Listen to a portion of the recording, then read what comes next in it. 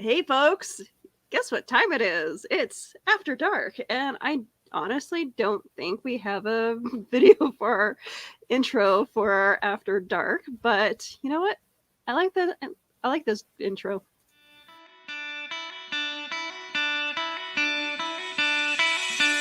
It's like Coca-Cola, Levi Strauss, Johnny Carson and Mickey Mouse. The first star was James Dean. Elvis Presley, yeah, he's still the king. Some things are only imitatable. You can't beat an original. Oh, you can't beat an original.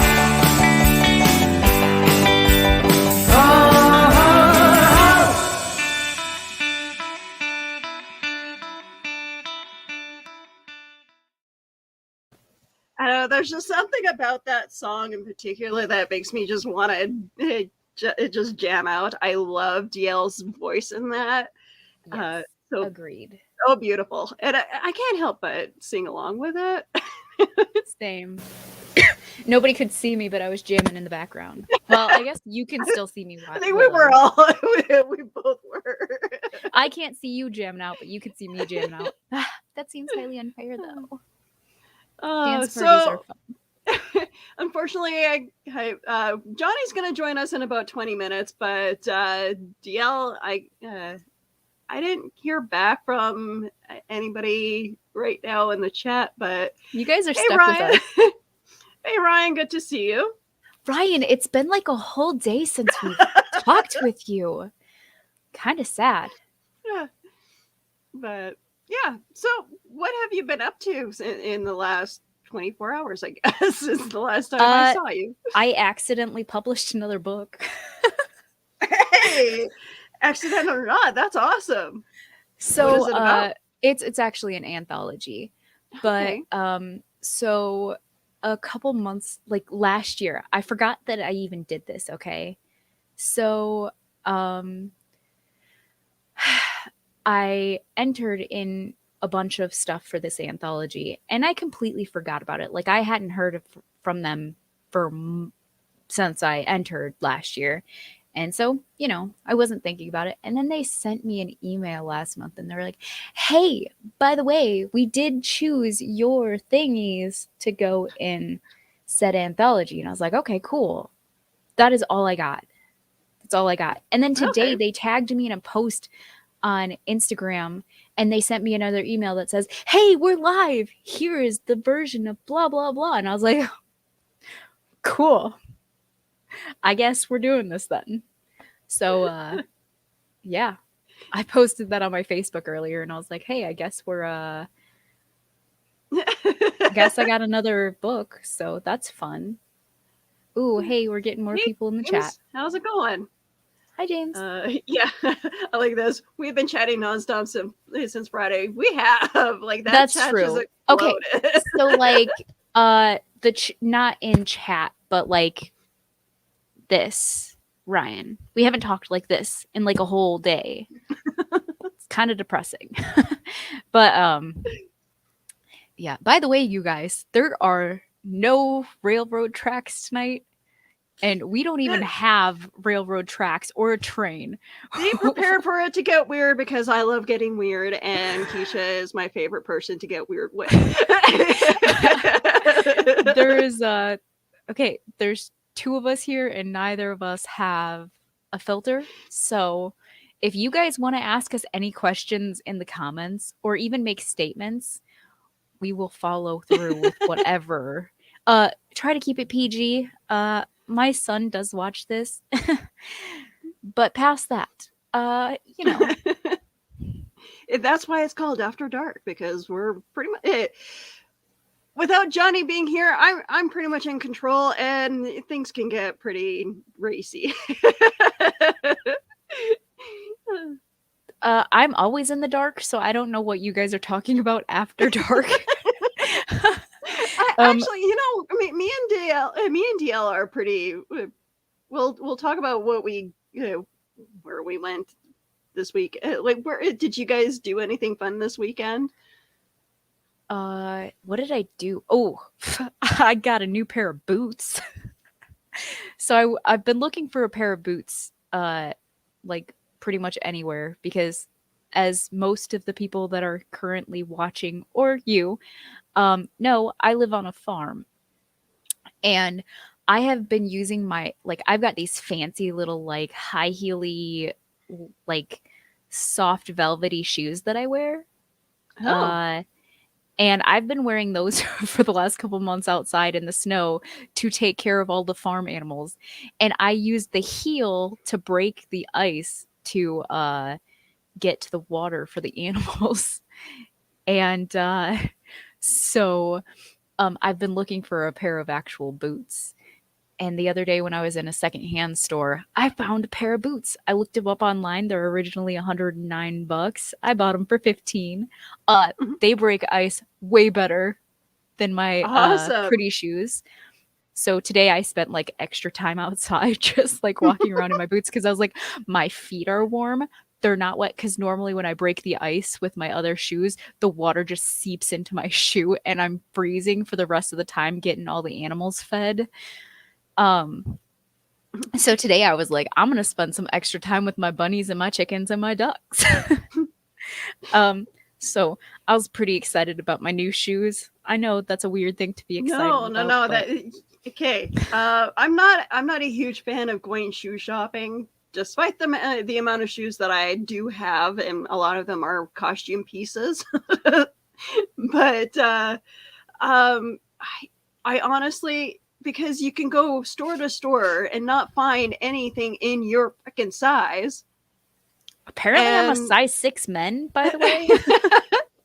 see, and then yeah, exactly, having to go to like, you can't find anything in the female section, so you have to go find something in the male section that you can Okay. substitute it with. So I'm gonna rant for a second No, if go ahead. after you're done. Okay. Um, So uh why is it that they do not make work boots for women? It ticks me off because every time I'm looking for a good pair of boots that will withhold working on the farm and all this other crap, like they've got these little prissy cowgirl boots and all that other stuff that you can get that literally fall asleep, like they fall apart. Like I've yep. had the bottoms just rip off of them before. I had to nail it back in. I literally walked around on a nailed in shoe for like a good 10 months last year. But like the only reason I have a good pair of boots for outside right now is because they were men's boots and they were size 6. So Oh I my mean, god. like why Yeah. can't they make good work boots for women? I, We I do wear honestly do as not know. work as well. Um, I I prefer shoes that have non-slip grip because, well, I work in I've a fallen restaurant. on my butt so many times this year in those little prissy boots that I have. I was so Yeah. angry. But today I was like traipsing around on snow and ice and I did not fall. So I'm pretty proud of myself. Hey, we got a bunch of Yeah. comments. Let's catch up on those real quick. Okay, so apparently Ryan watched Rebel Without a Cause today. I hear that's a good movie. I haven't It's seen a that. pretty productive day, not gonna lie. Eli's got an interesting question for us. So piss your shit in your pants or shit so hard. Um, well, I've never I been have so done pissed that both.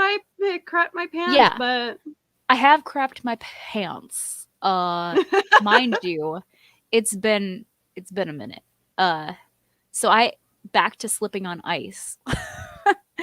When I was younger, still in school and stuff like that. I lived out in the middle of nowhere. It's actually only a couple miles from where I live now. I say a couple miles, but it's like a 30-minute drive. Um, but I was walking to the bus stop and I slipped on a patch of ice. And since I was the only one that got picked up at that bus stop around my age, like all the older kids, like all the younger kids, they just yeah. assumed that I wasn't going to school that day and they just left without me. And then all of us, like I slipped on the ice. I I soiled myself completely. I was just chilling Oh on the man. ice, and the high school bus stops. I'm mortified, by the way, because I passed out for a good 20 minutes. Like, I must have hit my head hard. And Yeah. by the time I got up, the high school bus had stopped, and a couple of high school kids got out, and they were like, "You good?" Like, they did not say that, obviously, because it was like 20 years ago. Um, but they asked me if I was okay, and they were like, "Do you want to ride on the bus with us to school? Because they go the same way." And I was like, no, I got to go home and clean myself. I didn't say it out loud, but I was like, no, I wasn't going to tell a bunch of high schoolers that Yeah. I soiled myself.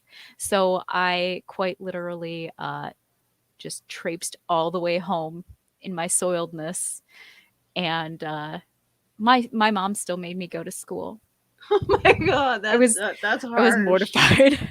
I bet. So, okay, let's see. What other okay, yeah, but no, not because I was so mad that I pooed my pants. I It was it, from passing out. in my situation, well, okay.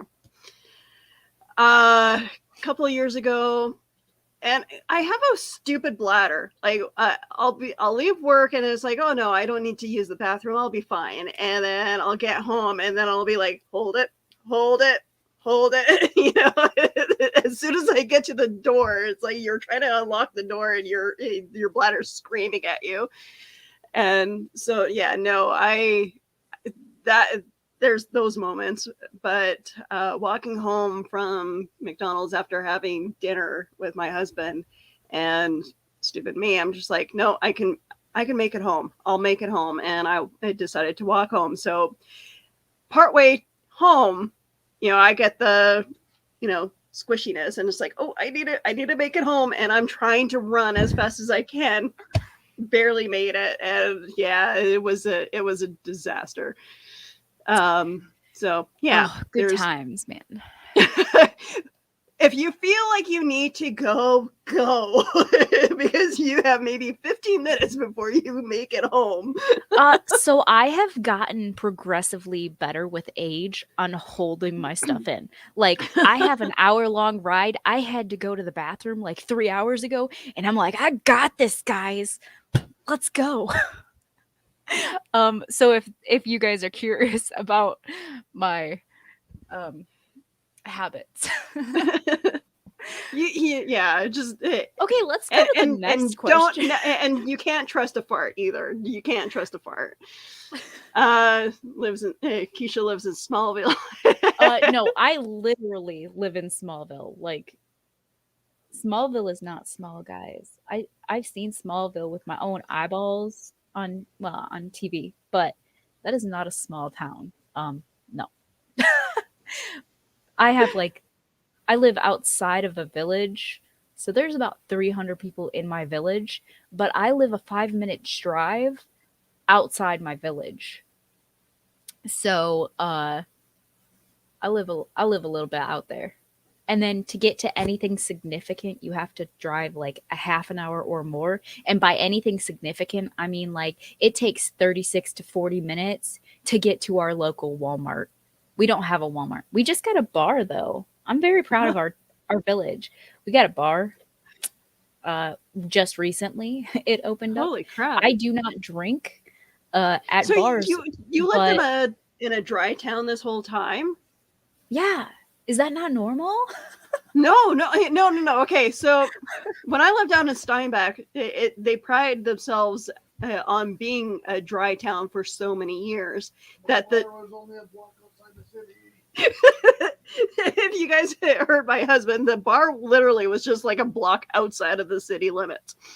But like they would not allow any alcohol to be sold inside the town itself for so long until one day they just decided to do a vote on whether or not they should allow a liquor mart in city limits, and apparently there was a huge astounding yes, and then it was like instantly liquor mart gets built.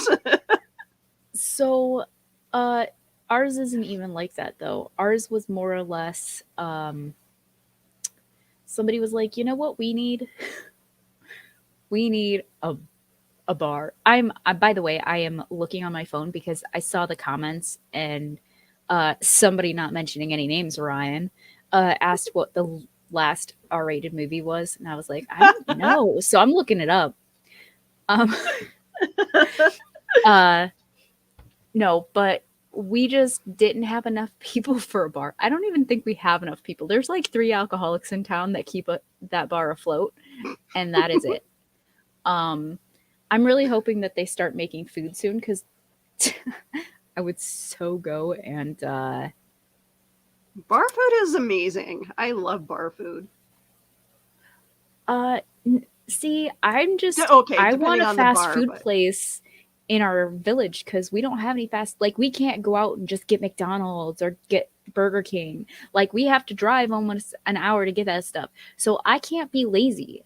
And I really just want to be lazy sometimes. I want to be like, cool, I got you guys pizza from the bar. Leave me alone. yeah. So let me see. We'll go with there's more. There's a lot of questions. Okay. Yes, Ryan, I did watch more Smallville. Not a lot because I had a lot to do today. Okay. Oh, you got a new pair of dress shoes this week. Cool. I got a new pair of boots. So yes, new shoes. Oh, I've worn lots of shoes. Forrest Gump. Bathroom humor. There goes the rails. We have mentioned there are no rails. You have me and Willow. Where we're going, we don't need rails. So, okay, let's see. Oh, okay. So this is the one that I was looking up, which is what was the last R-rated movie you guys watched? So I just bought. It was on sale, so I bought it. The Rob Zombie Ultimate Movie Collection because I love Rob Zombie. So it's got some of my favorite movies on there, but House of a Thousand Corpses. Okay. I actually used to. Okay, guys. In high school, I actually used to use that movie to fall asleep. Like that is how I would get myself relaxed enough to go to sleep, and I would just watch it on repeat. So that is where my mental health came in. Okay. Oh, hey, What's Dan. the last rated R movie I've seen? I want to say Deadpool, but I know that's a lie because I watch a lot of strange movies. I did watch Deadpool last week. It got on like, what did they put it on? Netflix or something? I don't know. They put it on one of the streaming networks, and I was like, yes. My daughter actually is the one that picked it out. Because my 4-year-old, the first movie we ever took her to see in theater was Deadpool. Hey.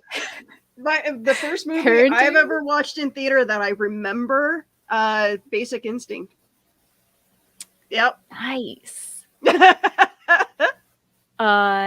I used to love the movie Rose Red growing up.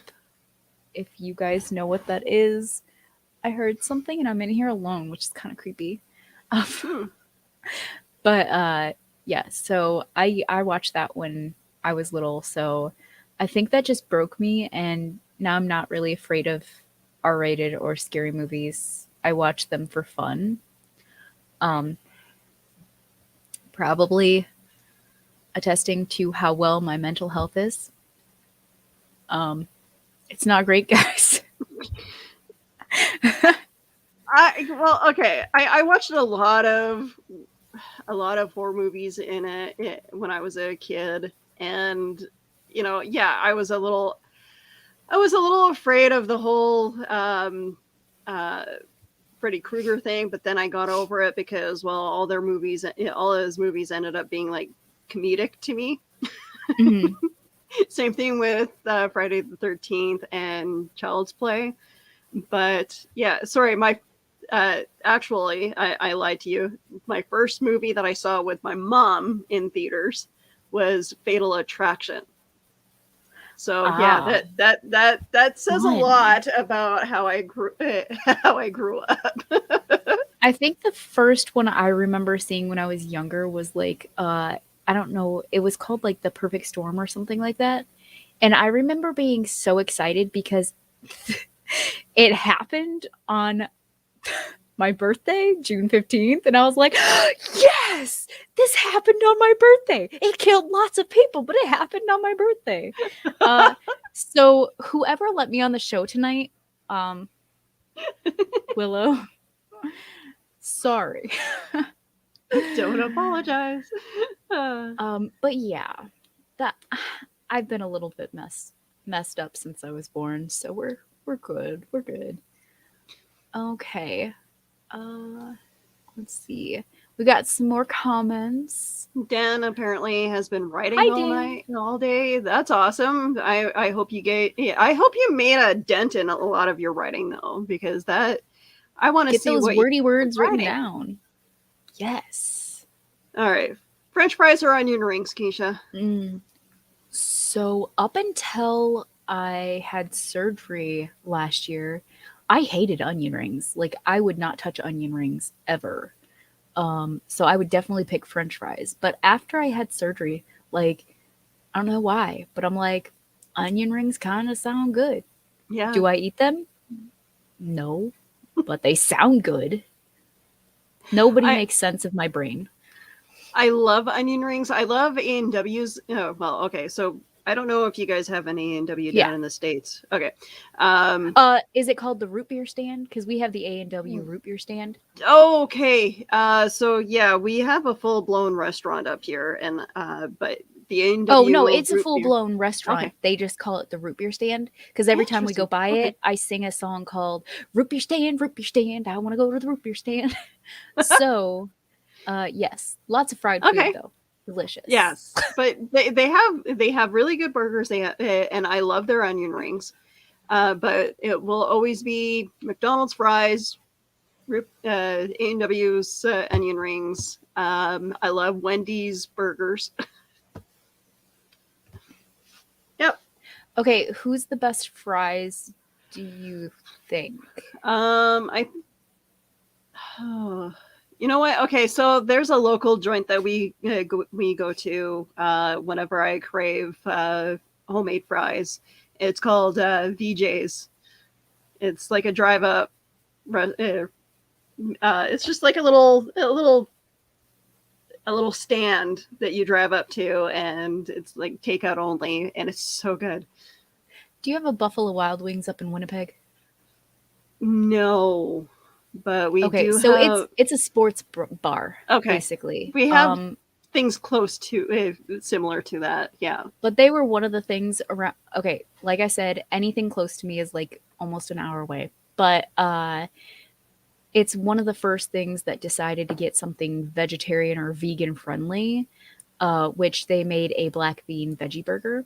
Oh. And I go there specifically to get their fries so that I can dip them in. They have this hot sauce that's called it's called like wild sauce or something like that. And it's supposed to be like the hottest hot sauce in the area. And Oh. I am obsessed with hot stuff. So I get their French fries specifically to dip in hot sauce. Okay. But I don't specifically like the fries. I like the hot sauce. Uh, there's this like little diner around here called the Igloo. It's really popular in Illinois. There's only one of them, but it's super popular. Lots of people go there. And Oh. out of fries, that is what I Hey, would Johnny. pick. Hey Hi. there, friends and foes, guys and dolls. How you doing? Good. Run good. away, Johnny. It's going weird places really fast. How's Really? how was Yeah. how was your daughter's birthday? It was very tasty. We ate dinner at Chewies. Has anyone ever had Chewies? I know Explain they to me probably what don't have it in Chewies Chewies is like. is the name of the dog food company that we buy food from every once in a while for the animals. CHUYS. Okay. Chewies. No, I do not have What are Chewies. they known for? What is that? What is Chewies known for? Like, what kind of food? Burritos as big as your head. Oh, sign me up. I would take 2 bites, but that would be delicious. I love anything and they have taco-y, vegan. burrito-y sounds fantastic. Well, That's what I they had have- for dinner tonight. Mm. Oh is my vegan gosh! tacos. Why are people texting me when I am on the air? Because they Because know that's how that you're life is. busy. I need to put my phone on Do Not Disturb. I wonder if I can do that while running this. Can you guys still see me? Yep. All right. Nope. So I'm going to put Nope. my phone. Now you can't. You went blank. You're It's just a magic voice. trick. I don't know. How do I put it on Do Not Disturb? Don't worry, you're fine. I've been checking my phone the whole time. No. Well, I hate that. I hate. So I've been checking my phone because people keep asking questions in the comments. Well, there you go. And so I've been checking my phone to look up answers. So wait a minute. Ryan Permisson, I invited him to be on the air. He's commenting. Ryan, Oh. you got the link. Come on. Come on up, buddy. Oh, I didn't know that he got the link. I'm sorry. Yeah, I invited Okay. a bunch of people. Okay. Okay. I let's- invited all of our favorite past guests and co-hosts. Only our favorite people got the link, Ryan. Do you want to go through the Yeah. rest of the questions real quick? Okay, so Ryan, I Ooh, did what not just start happened? on the friendship bracelets yet. And Dan, yeah, no, did not get started on those yet. I will get them going, I promise. And yes, I do get excited about the strangest things. I am broken. We know this, guys. Good job, Dan, by the way. You got a lot of words in today. 2,200 words. Wow, I don't know how to read. That's awesome. Ryan said Wendy's burgers. That's what she said. Oh, hey, Carl's here. Carl's here, but then he needs to. He apparently can't stay long because I promised to be at another show. Well, that's okay. Heather needs. We'll forgive you this time. Needs fans too. Yeah, go cheat on us. So did you invite Heather? Yes, I did. And she Yes, I couldn't did. join us. No, she went bowling she went to play pool and then now she's done for the night. So Apparently, Heather has a very active social life. She plays pool on Mondays and apparently on Sundays too. She plays poker on Tuesdays. She has a podcast with Willow on Wednesdays. she's I crazy. don't even have that And I many love- friends. I know. I'm like, yesterday I had a tour cancel. I had a wanna ghost do tour that. and it got canceled because of the bitter cold. Nobody booked it. And so all of a sudden I find myself with nothing to do because my family had made plans and I'm like, what do I do? I don't really have any friends that live around me, so I can't just call up someone and go, hey, let's go hang out. So, it was just kind of a Right? So a sad. thing by myself last night. Yeah. Okay, but if you had friends close by that would do things, what would you do? Well, I don't know whatever they're into. Board games. I would love to have a regular board game night. Every Sunday night maybe. That would be a lot of fun. Would you get into D&D? No. Not so much. Oh, come on, guys. I need a D&D group. Well, I know a lot of people I who lost play mine D&D. when I moved. So, Well, if you want to host it online, I think that I already have a Discord channel for it, guys. Oh, I have a D&D Discord channel that I DM with on. okay. I would love to find a friend group. This is going to sound bizarre, but I would love to have a couple of buddies, friends that I could go swimming with. go swim Oh. laps at the I Y love with. swimming. Yeah, So I do too. you just need me to live close to you, John. Really, We would be doing some Keisha, really weird stuff. I feel Do you like hiking though? eh, if I'm 'Cause hunting Sasquatch, I'm we could obsessed with go. hunting Sasquatch. No, I am obsessed with hiking, and my family is not great with the outdoors. Like, sunlight, scary. Completely understandable, by the way. Um, but I love to hike. And any chance I get to hike, I'm like, yes. I have literally climbed a mountain. I've been spelunking.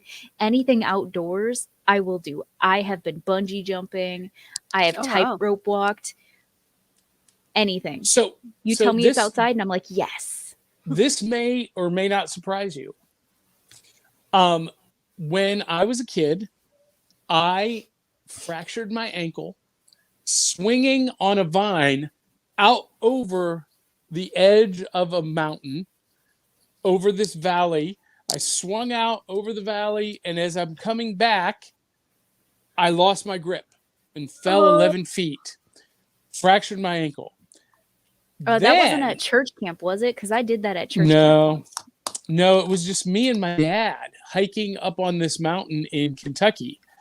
So I've not gone hiking very much since then, but I was also part, and this is where the story was going. In high school, I was part of a paramilitary survivalist organization. That sounds And fun, first of all. we Throwing would that do out there. survival camping, and we were a paramilitary group. We had weapons, and we would do drills because we were inspired by the movie Red Dawn. And we were Oh. convinced that Red Dawn was going to happen. And so I would spend for 5 years, maybe 6 years, every afternoon and every weekend out in the woods, me and my buddy Brian doing survival camp. Dude, I would love that though. Interesting. I kind of got my fill of it. Now, no. survival camp for me means room service. So I do for those of you that want to further go down the Yeti hole that is Keisha, I do Civil War reenacting. So there's weeks at a time that me and my family go camping in just a tent with no bathroom, no running water, no electricity, no nothing. And so that's kind of my survival It camp. I'm sounds like, like hey, it would be fun though. Like, Well, when I say survival camp, I mean we didn't have a tent. We slept out. We had a bedroll, a sleeping bag, and a survival knife, and maybe sometimes we were allowed to bring one canned food, like a can of soup. Everything we did, we had to, forage for, hunt, or we had to make our own so- fire. It was survival camp. we Every weekend. kind of do bougie camping. So we set up a little grate to cook a fire on, and then we have our cast iron set up that we put out, and then we have what's called a Sibley, which is actually a tent that's 18 feet tall, and it was supposed to house up to 22 men during Civil War, and so we can we still have tarps on the ground and stuff like that. And it's not heated. It's not air conditioned. It's not anything like that. But it's huge and it fits me and my whole family. So I still consider it bougie. It is. It is. That's Hey, not roughing it. I'm quite okay with sleeping in tents and going camping and, fishing. I love fishing. Oddly enough, I married an outdoors guy, but he's not much of a fisherman. I can fish and eat it. Oh, Willow's getting I just froze. Yep, Johnny. I love Johnny froze. teasing him. But yes, I married myself a I got myself a scoutmaster, essentially. Nice. You know what, I think he would do very well as a scoutmaster if he were I got to. excited today. Coming home from one of the birthday parties I went to today, we saw a sign, and it's for a campground that I've never seen before. And I was like, yes! The first thing I did is I Googled it, and I was like, are there primitive sites? There's primitive sites. How far away from other people are the primitive sites? So it's $40 a night, and I'm pretty sure we're going in June. There's not a lot of free places to go camping around here, which sucks. But Well, no, like, you just go out every in the year- woods. You just go out in the woods and find a place to pitch a you camp. can't do that around here because there's Oh. a good chance you're gonna get shot. Just do it in your backyard. Yeah, but that's no fun. Like, I listen to the coyotes outside my house all the time. I want to listen to other coyotes. It's true. Okay. No, so like I love camping and I will not stop camping for anything. A couple years ago, when I was super pregnant with my daughter, we went camping in North Carolina, just in an officer's tent, like that we use for Civil War reenacting, which is just basically a flap that goes over a piece of wood.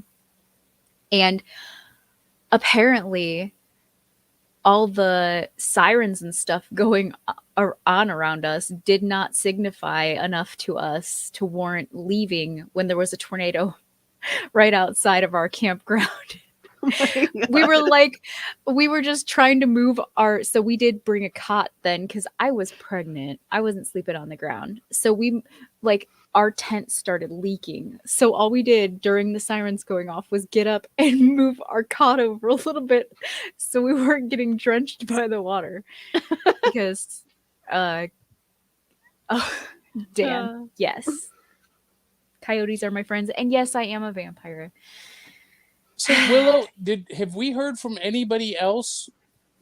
Like, I know Donna was coming home from Corinth Con, so she may still be in the No. car.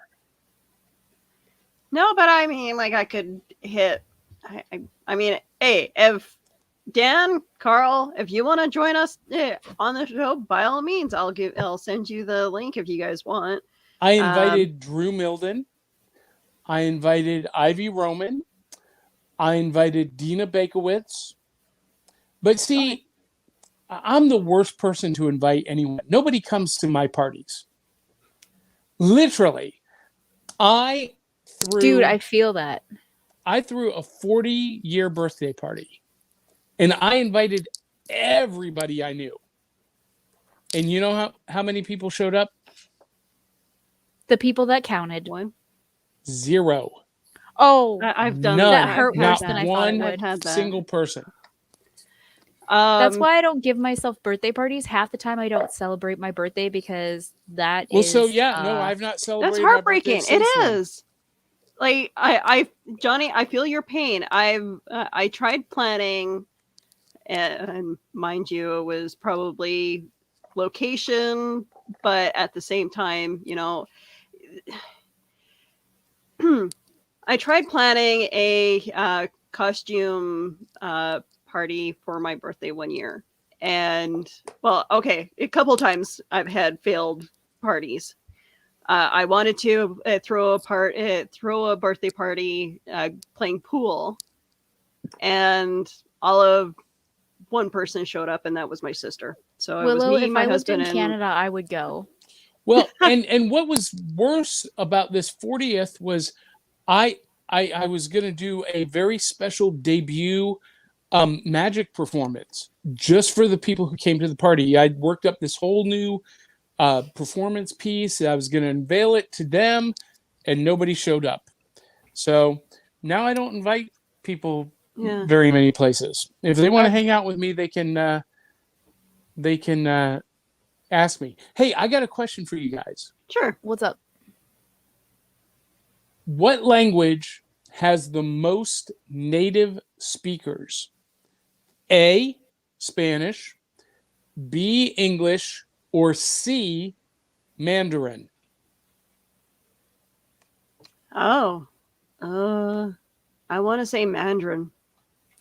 I'm gonna go with Spanish, but it's probably Mandarin. Go for it. It is Mandarin. Ah.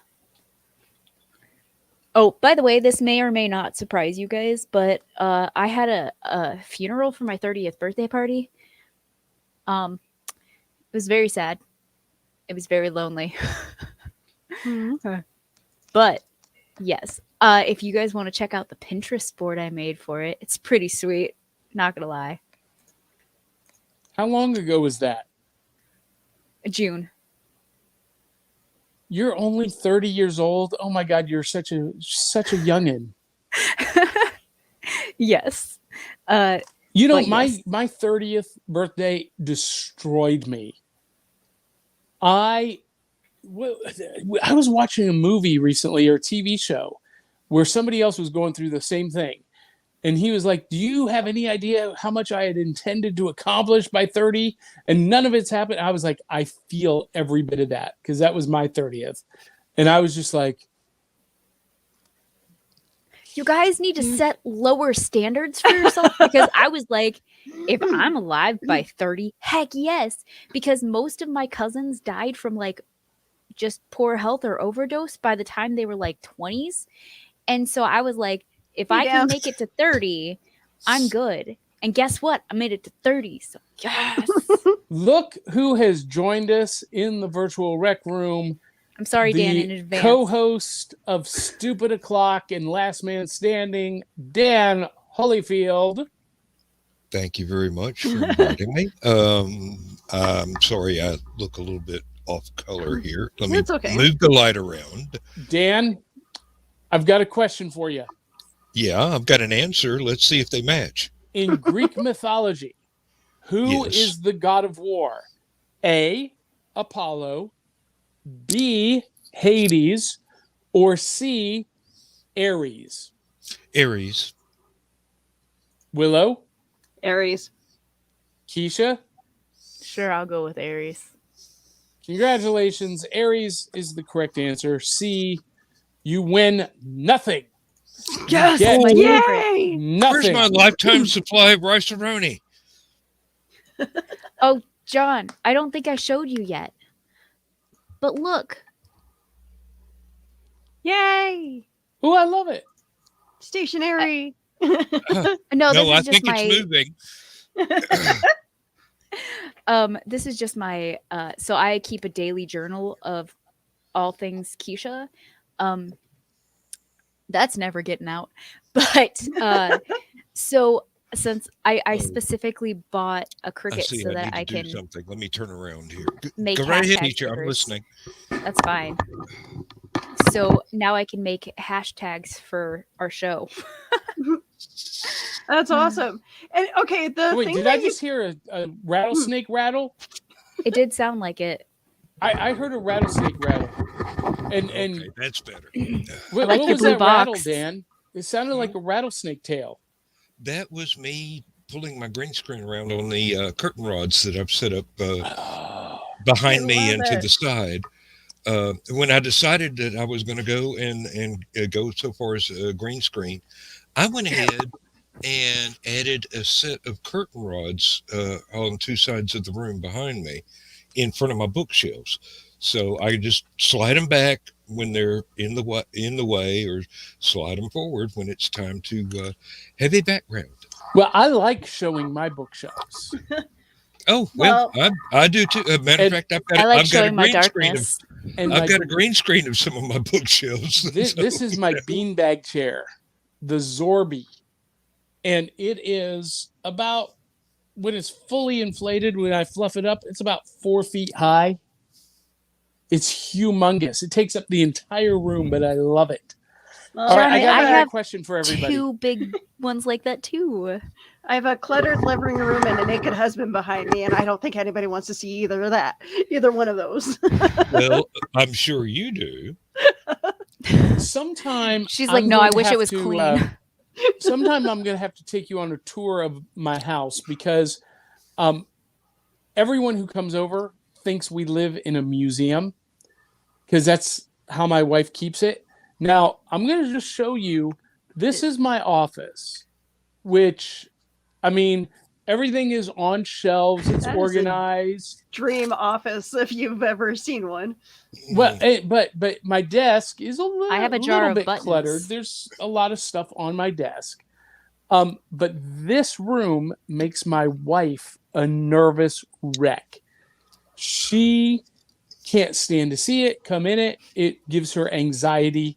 But it's Anxiety. I mean, everything is in its place. There's nothing like laying around out of order.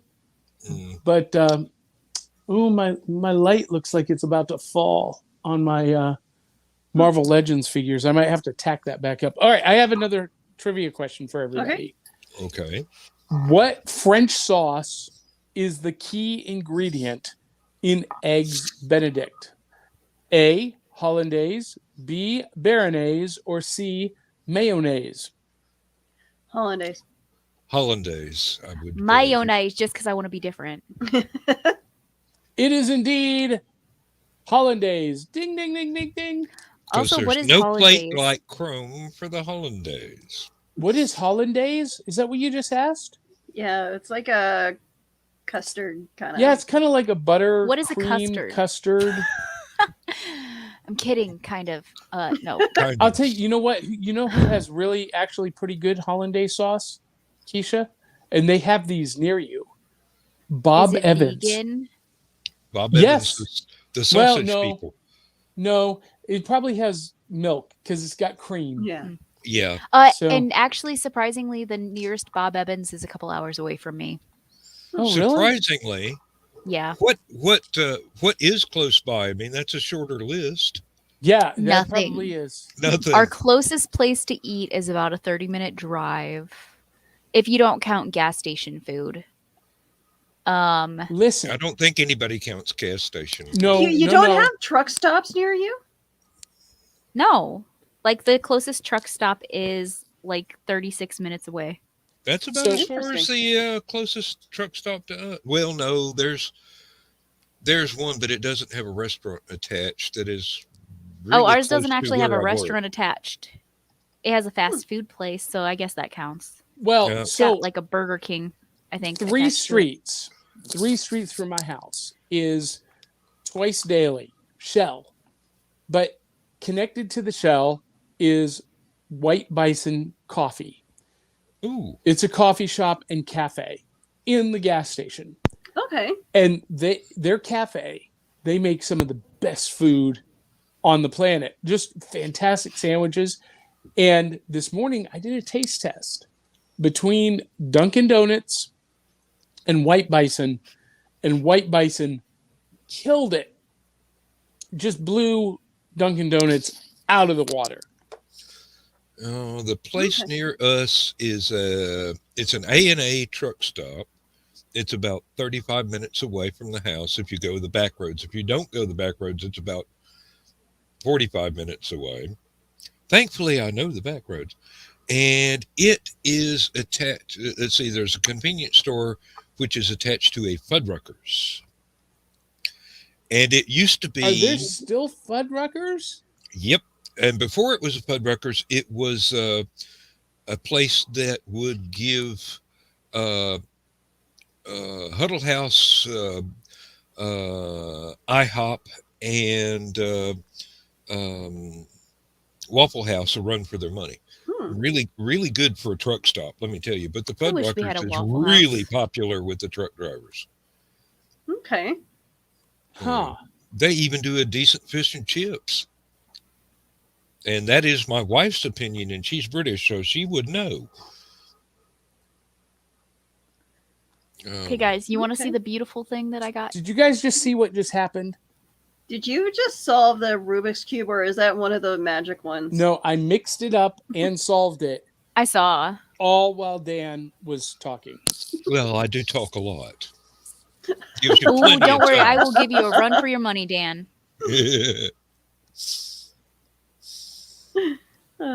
Challenge accepted. I that's learned cool. how to do that this week, and I'm so happy about it. So is that going to be a new magic trick for you? It is something that I'm working on. Okay. Yes. I mean, that's not a magic trick. That's just me learning how to mix it up and solve it. But there is some magic coming with Rubik's cubes. I'm not Awesome. great with Rubik's cubes. Yeah. Mm. Well, I was back in third grade when they first came out. And Dan, you'll remember this because back then you could peel the stickers off and put them on in the right order. Or you could do what I did and just take the Rubik's Cube apart and reassemble it. Yep. That's how I solved it. That's Yeah, cheating. I didn't know you could do that though. you've got to remember. I do have several years of seniority on you. Oh, Lord. I watched the documentaries of like the toys that made us and America's greatest toys and stuff like that, and the battle between Hot Wheels and Matchbox. That's an interesting story. Yep. You know what? I need to watch that episode because, one of the things we do for Back of the Cereal Box is we do Hot Wheels racing at conventions. We did it at That's HoloCon. cool. Yes, and it was fun too. Yeah, it was. I such didn't a blast. participate, but I watched with avid interest. Yeah, and it's amazing to watch these people invest in these little toy cars, just being pulled by gravity down the ramp. And people, it was for charity, so they could sponsor a car for $2. Okay. And we raised like almost $200 from people wow. doing that. It was phenomenal. But as much as I love Hot Wheels, I actually love Matchbox cars more. Really? I have like this thing for Matchbox cars. I don't know what it is. Oh, I wouldn't be a bit surprised, and I would not put you down for an instant. My wife was rather surprised when we were out shopping for Christmas presents for the kids, and I got this for me because it's the only way I'm ever going to get a Tesla truck. Well, and are you amazed, Dan, that in this day and age, with prices on everything being sky high and outrageous, Hot Wheels are still 99 cents. How do they manage that? Depends on which Hot Wheels you're getting.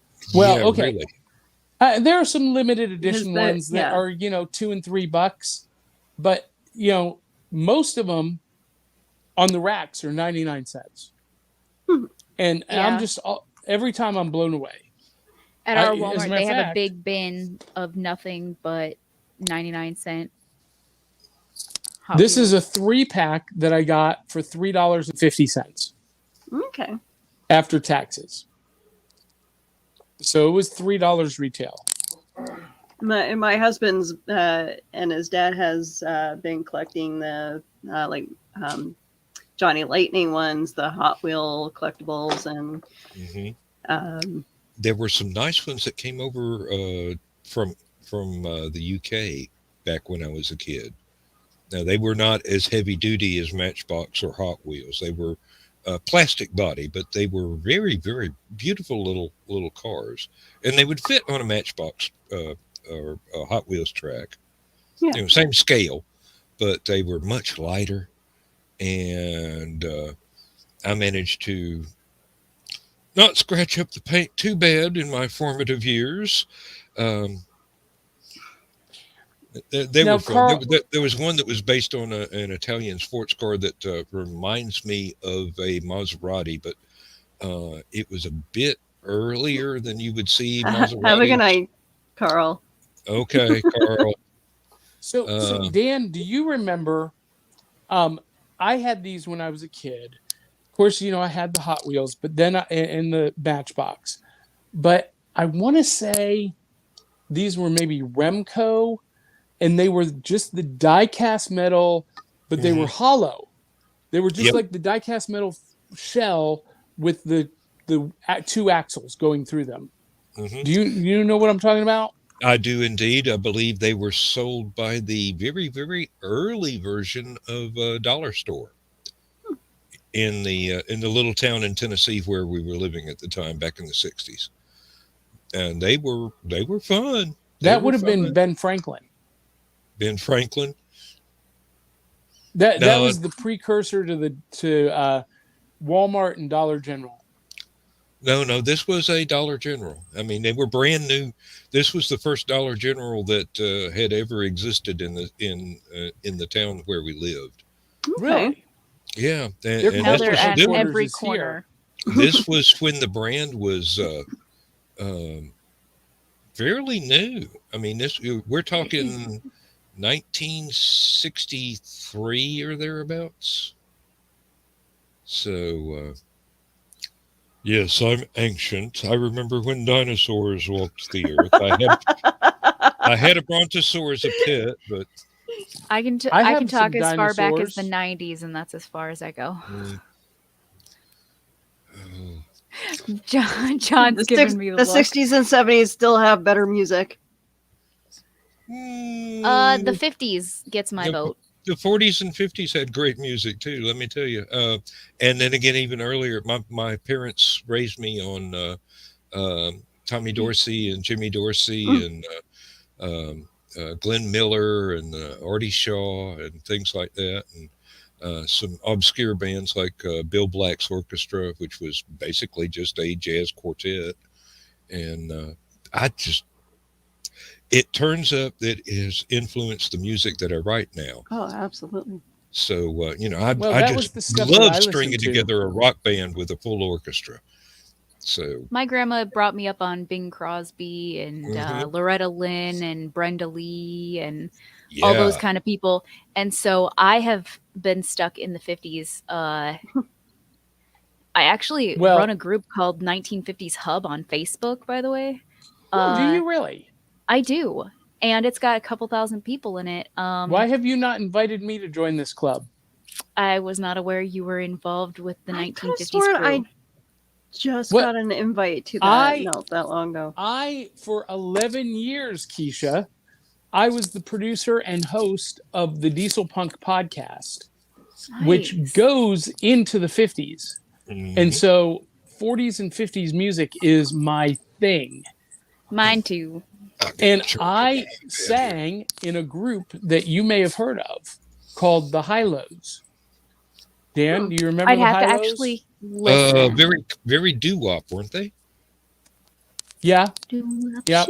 And Hey, it's a valid style. It had Oh, I love that a kind very of Yeah. good run back in the day.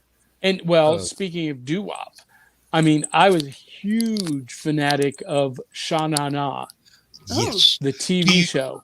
Were you young enough to actually see their variety show on TV?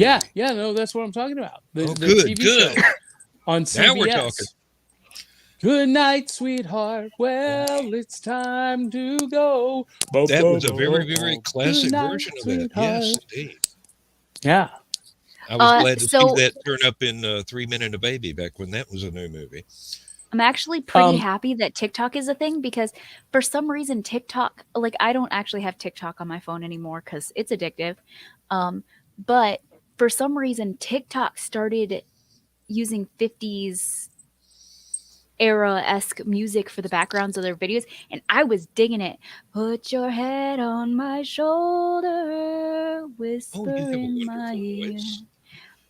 Thank you. Baby. Yeah, well, John does as well. And so Unfortunately, I sound like Kermit the Frog gargling used razor blades, but And they taste like shit. chic, yes, they do.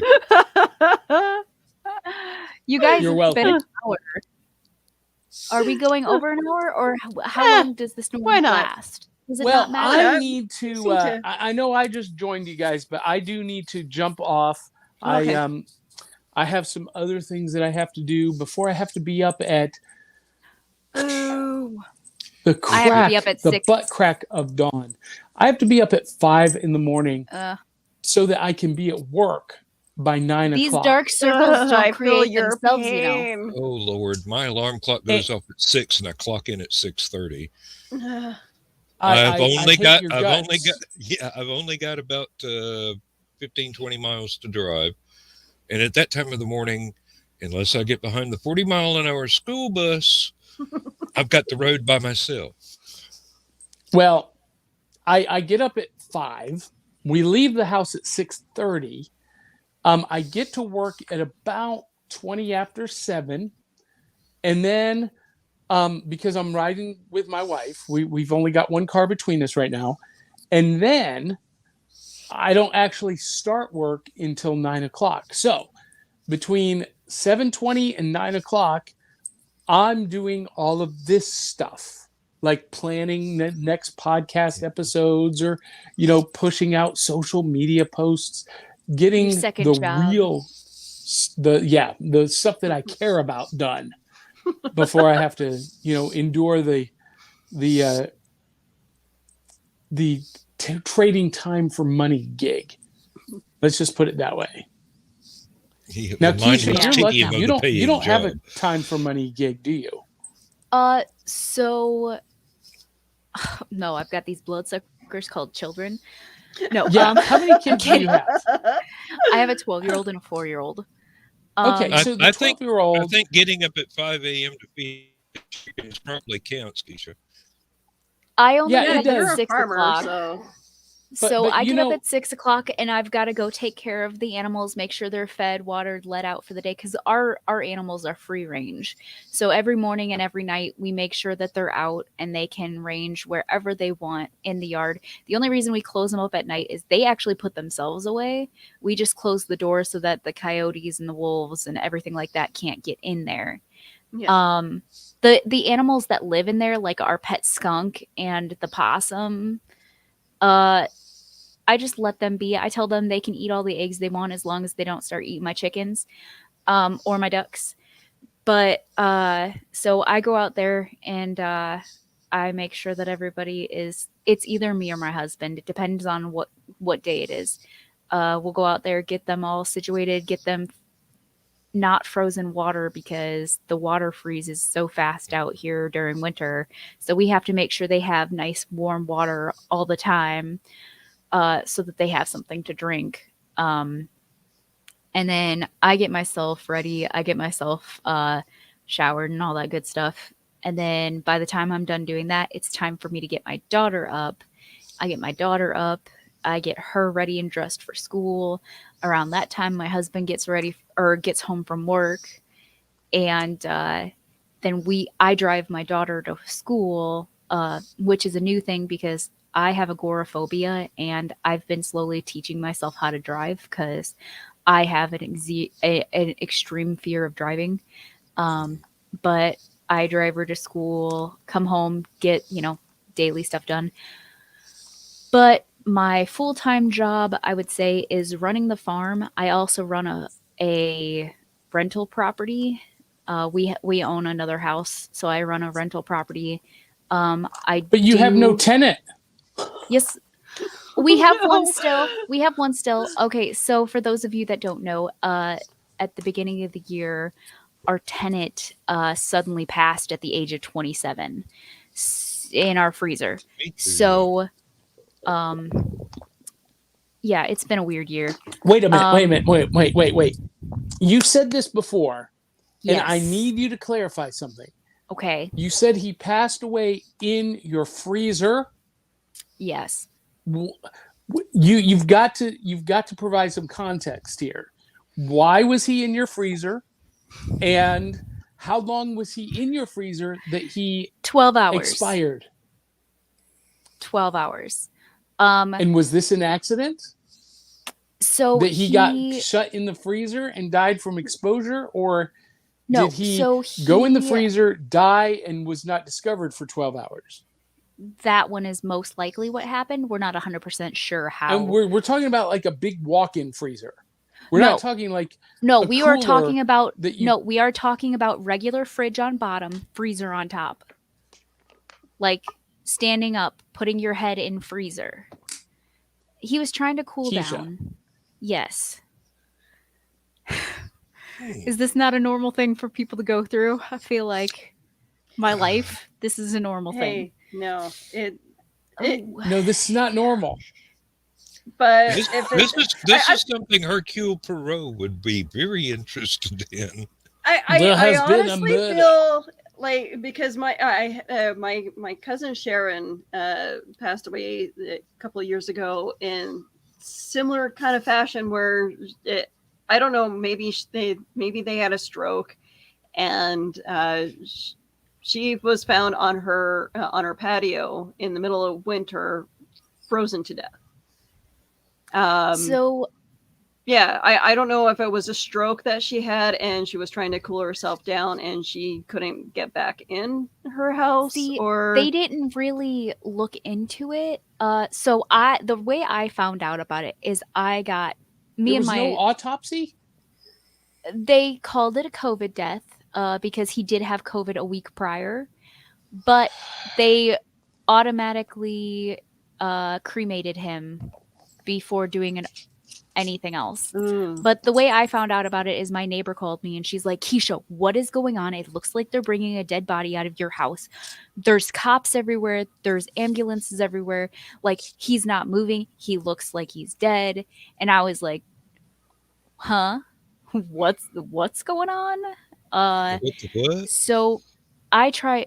These are our close friends. Like, we play D&D together. We go to cons together. They rent from us. Like, we were close.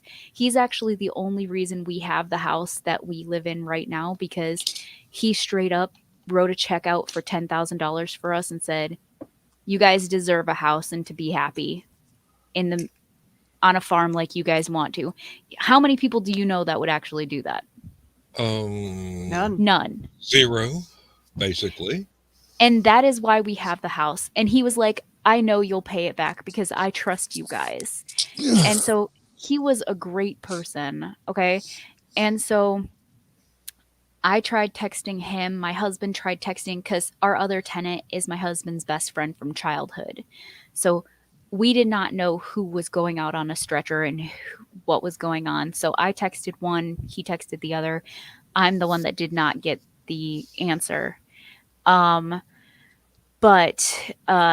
So further look through it, he was technically dead, but they were able to revive him, or at least somewhat revive him on the way to the hospital.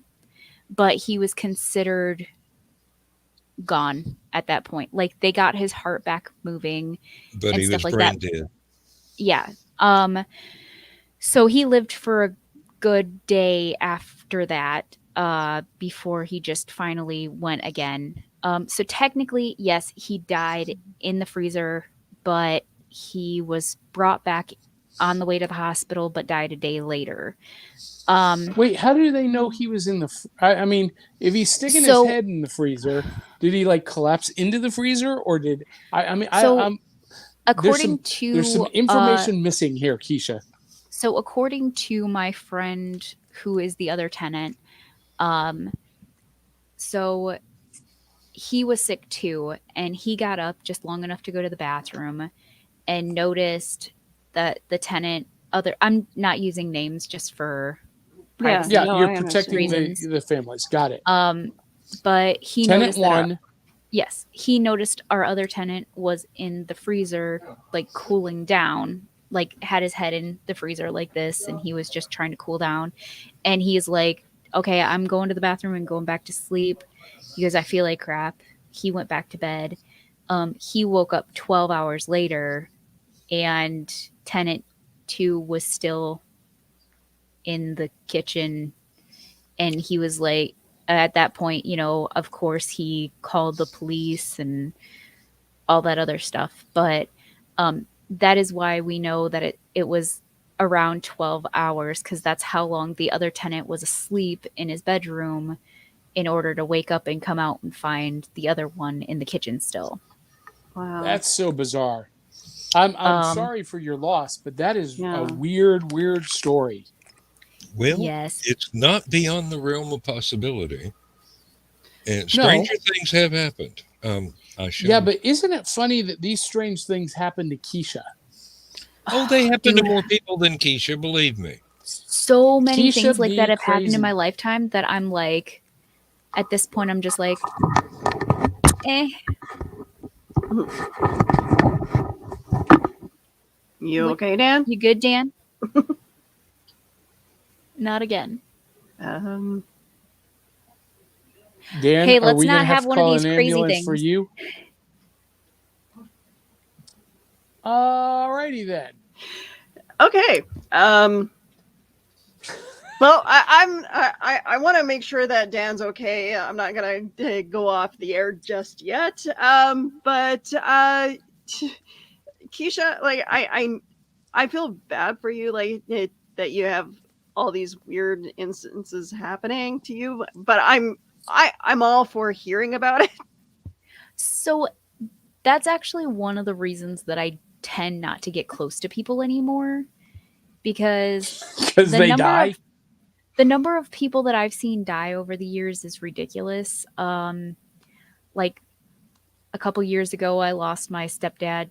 Like every year, I lose a good 5 people. Note to self: Uh, steer clear of Keisha Acuff. so that's actually one of the reasons I have such a morbid sense of humor, because I'm one of those people that will literally go to a funeral and laugh and talk about, how these people made me happy, laugh, ha ha ha.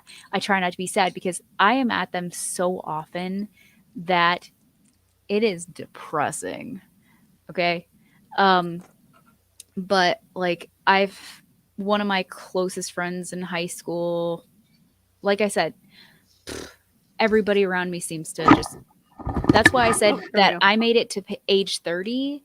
I'm happy because most of my cousins and stuff like that, a lot of them ended up dying young, and didn't even make it to their 30s.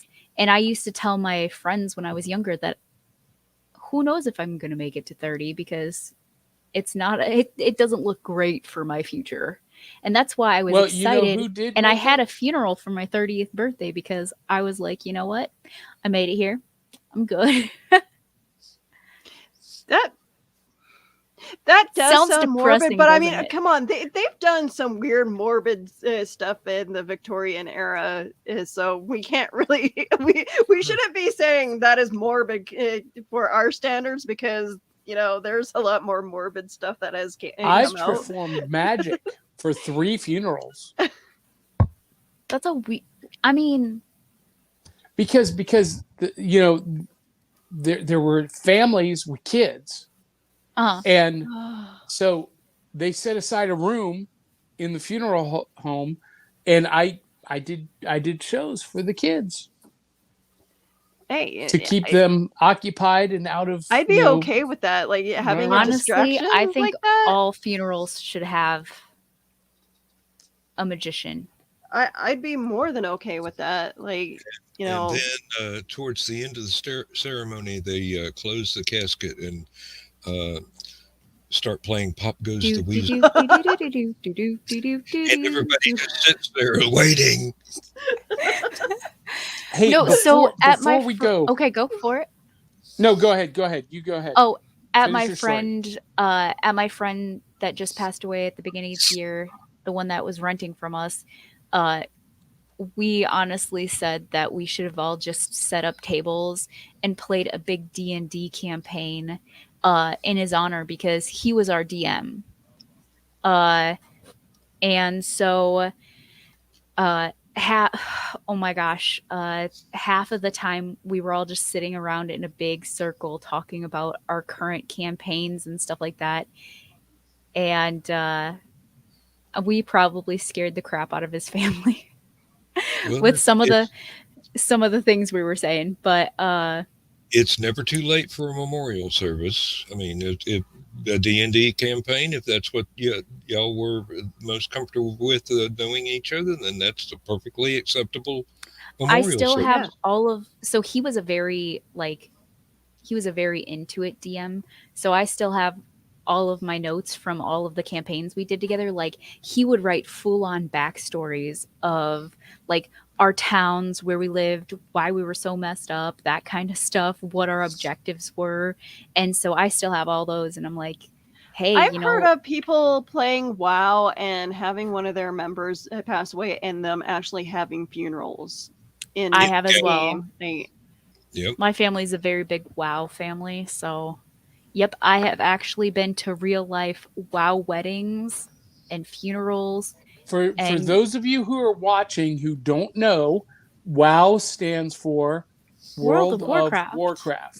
which is an online MMORPG.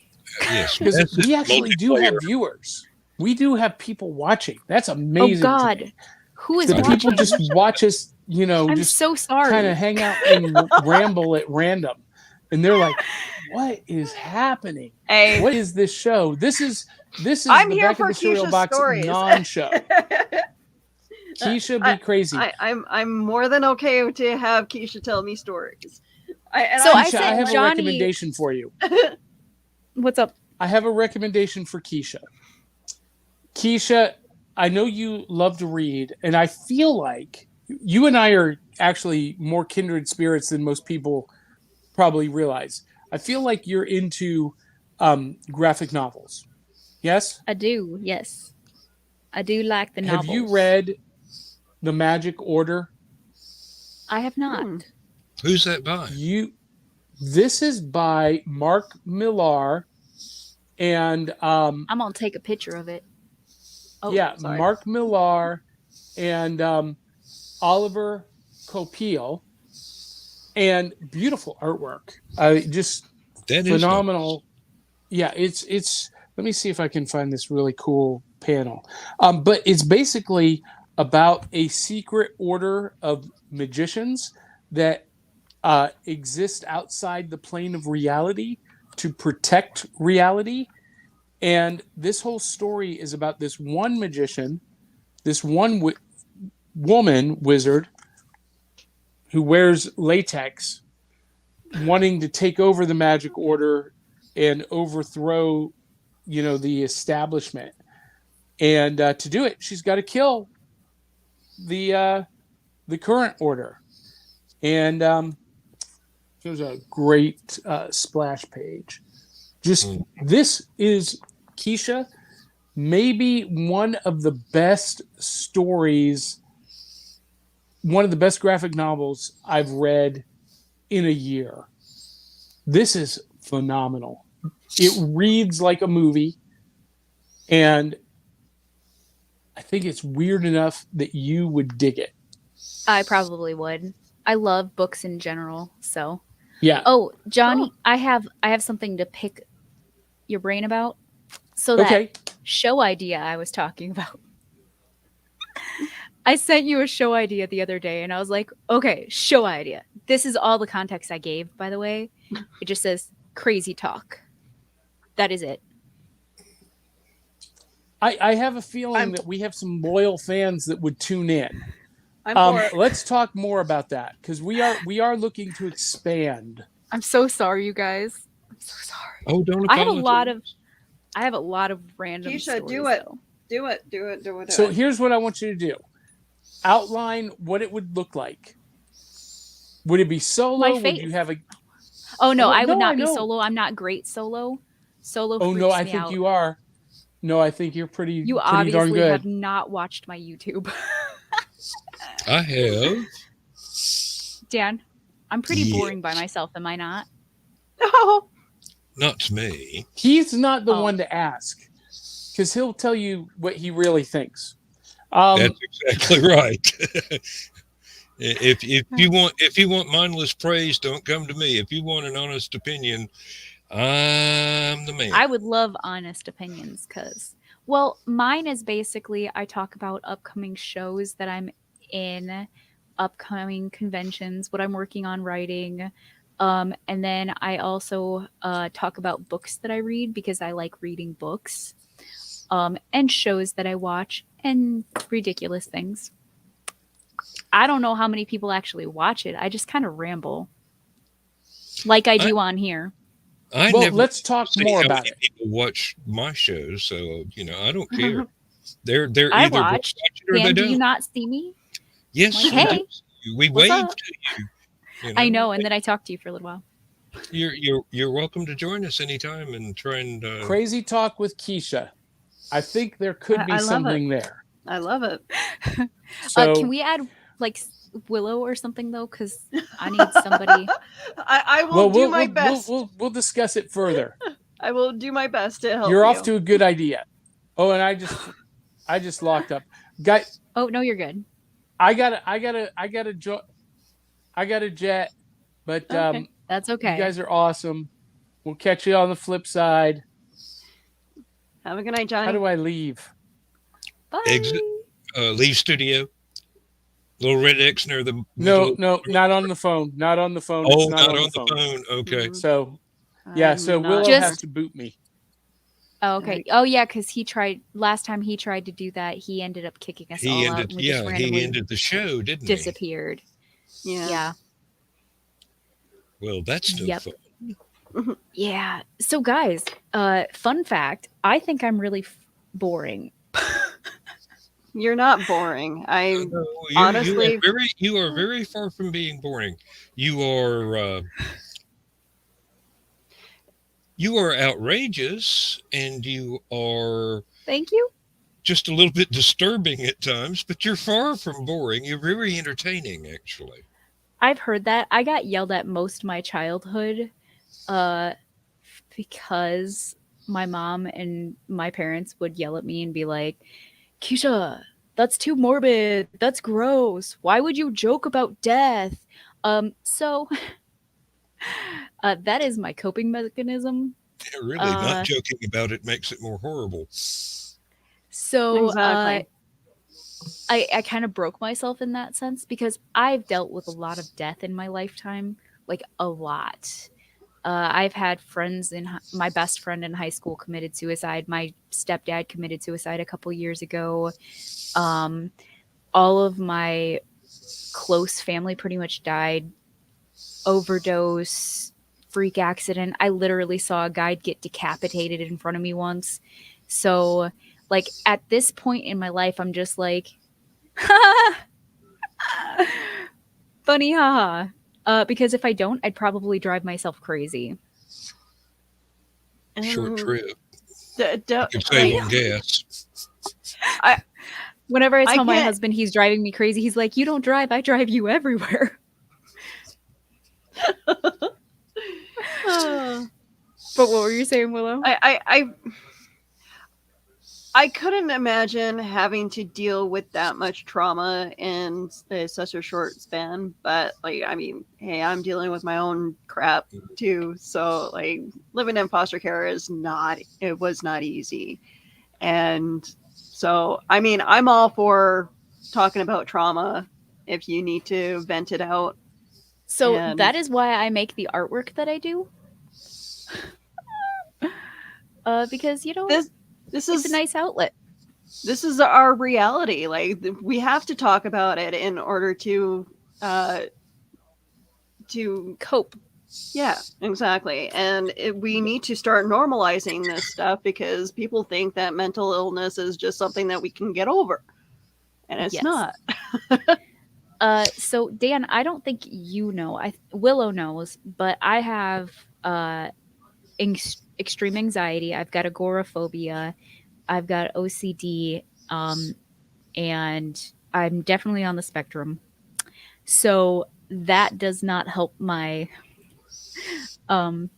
meanness because I don't handle trauma like most people do. Most people, cry. They have a good, sit down, whatever.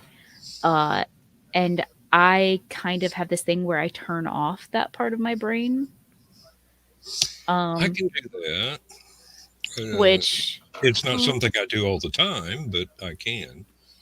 so that's why I married my husband because he turns back on that little part of my brain. I know that sounds weird, but my mom, when I started dating my husband, she was like, Keisha has feelings? Like, what? I did not know that was possible because like I would shut it off for so long because so much stuff just like I honestly the stories that I tell you guys are the lighter side of thing. Like there's so much stuff that has happened that I can't actually recall in my head because I have blocked it out so well. Yep. I can relate. There are a couple of years of my life that are a complete mystery to me. Oh yeah, there's several years of my teenage years that I have no idea what happened. You know, I don't even. I'm not even curious anymore. I don't care. I've reached the age to where, hey, I'm alive now. I don't care what happened 40 years ago, 50 years ago. I also have a part of my childhood that I cannot recall anything from, and it ticks my parents off so bad because they're like, "Well, Keisha, when you were this age, blah blah blah blah blah," and I'll be like, "I don't remember Doesn't ring a any bell. of that," and they're Sorry. like, "How do you not remember that?" And I'm like, "I've blocked it out so much that I have no idea what you're talking about." Mm. And that's I'm pretty sure if I were to talk to my therapist about that, she would say that's a trauma response. Yeah. I don't have a therapist. I probably should.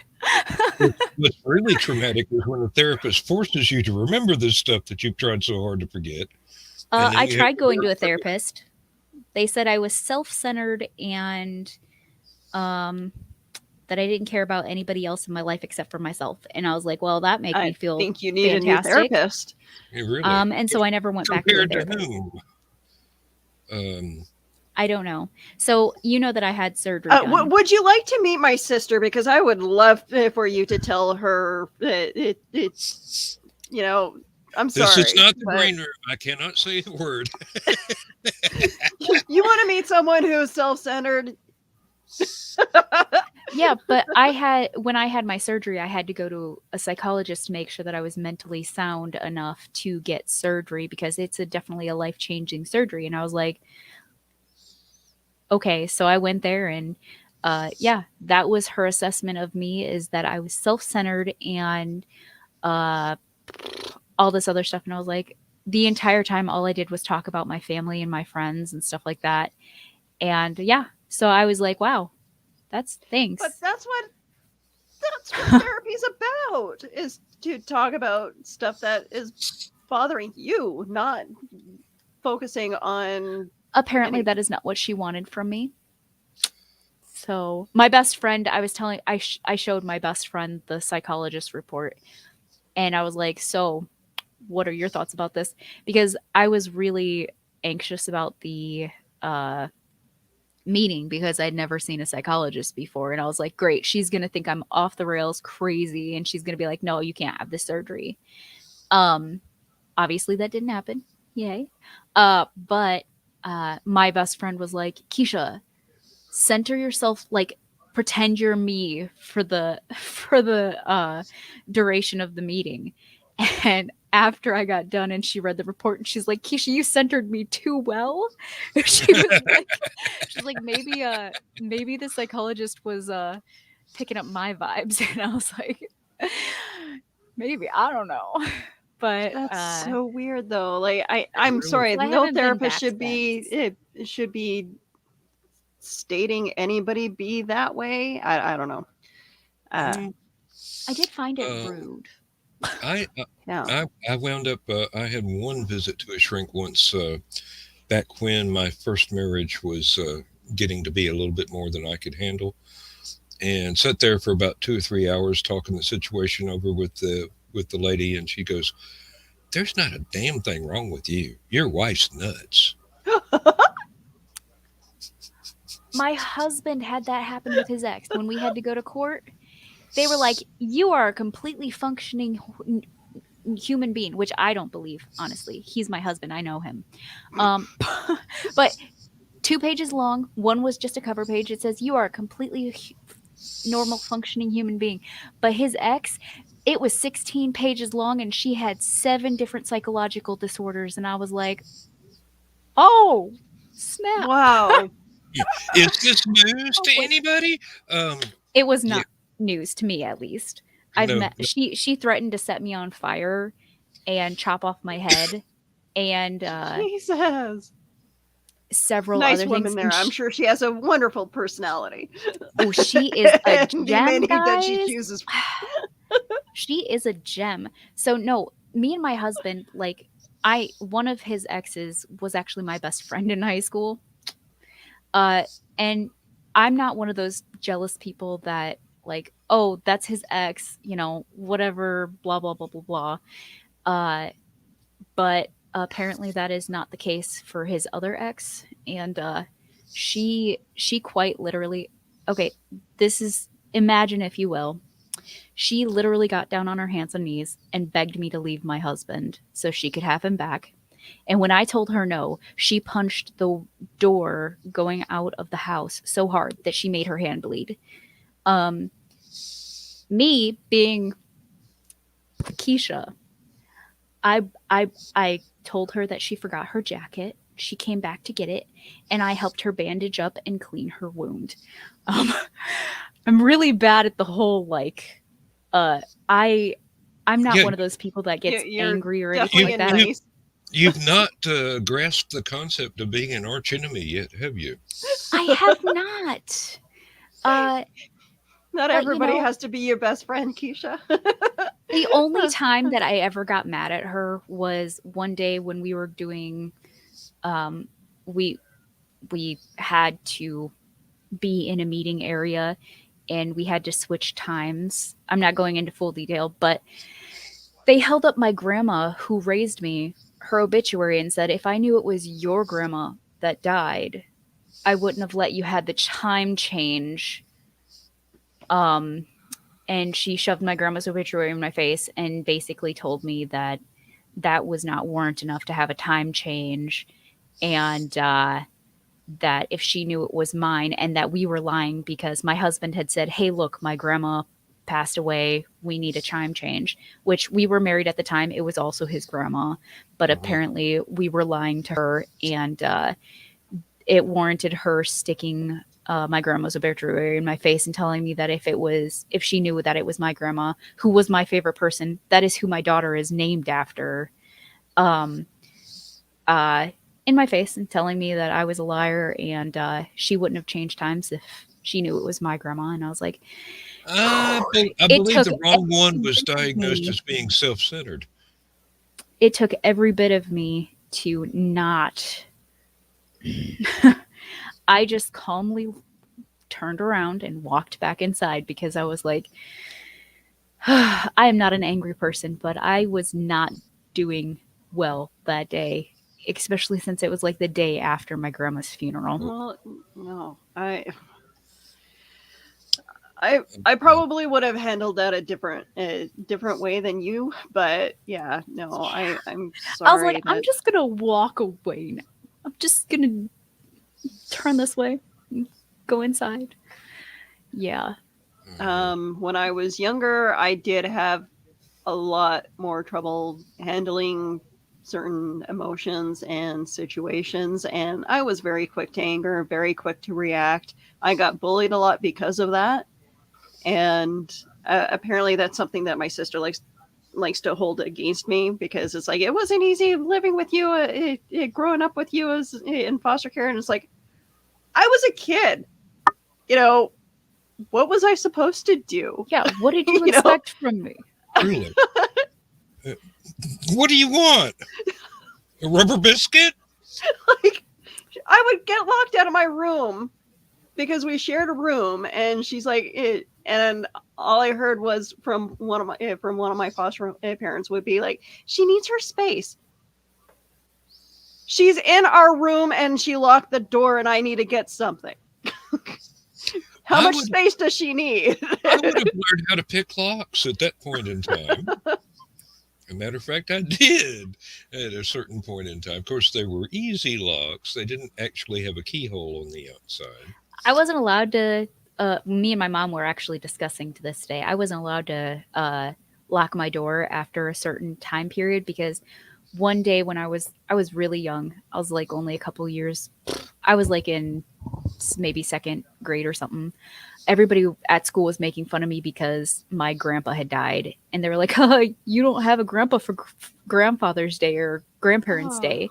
And That's I went home and I locked my door and I fell asleep. And I guess my mom was banging on the door, like trying to get my attention, and I would not wake up. And she literally thought I was in there dead because all she heard was me crying forever and then just silence.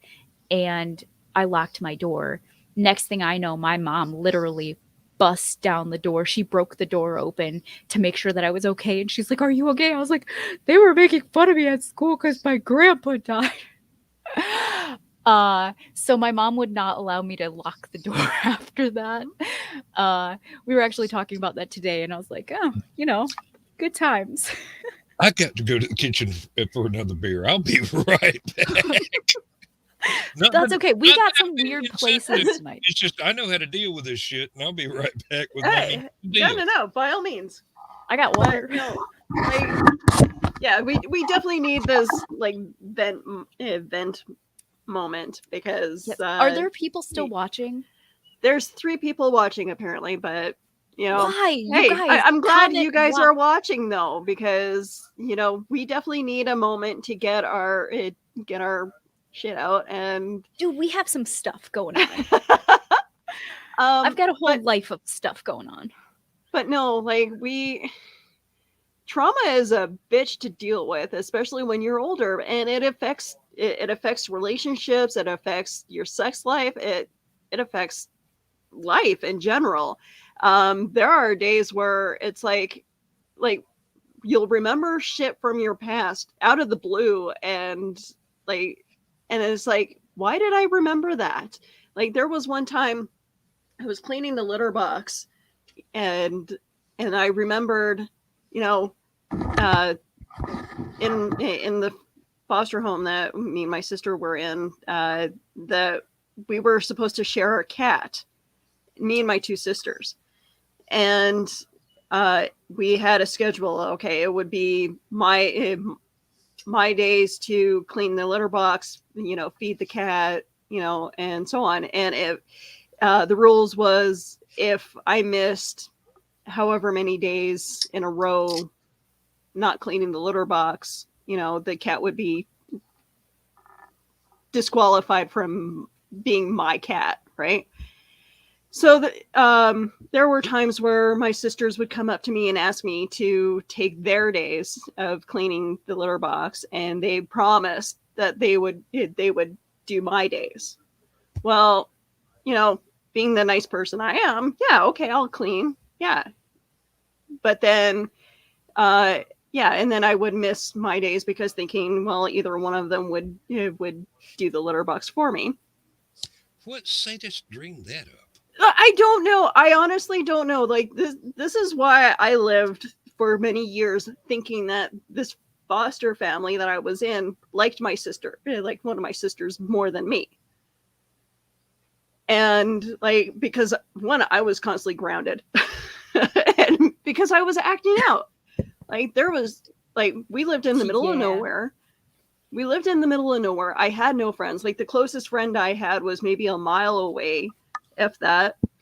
And then and I didn't always want to go over there and hang out with them either because, well, they were a Polish family and I didn't understand half their customs. My maiden name is Fradowski. I'm pretty Polish. I understand those customs. But I just, yeah, I'm Ukrainian, but we had our own little weird stuff. I remember getting called a Polak growing up, and that was not a good term. Oh, Not back in the day, no. Nope. But and then I remember having the family meeting and stating, "Oh yeah, the cat is now belongs to your sister," and it's just like, hey, I'm sorry. How many times did I miss cleaning the litter box compared to how many times Sabrina or Shannon missed? I'm sorry. And you filled in. Yeah. And I was trying to fight for that cat. There is no reason to assign pet duties to any Absolutely singular not. animal. The cat will decide whose person they want to have, and from then on, it's your responsibility. If you're my the one cats chose me. Yeah, mine do too. But my I'm not a wife huge cat person though. Oh, I'm a pet person. It doesn't matter if it's a turtle, a goldfish, a cat, a dog, or So talking something about trauma, more guys, obscure. Yes. I'm not good with touchy-feely.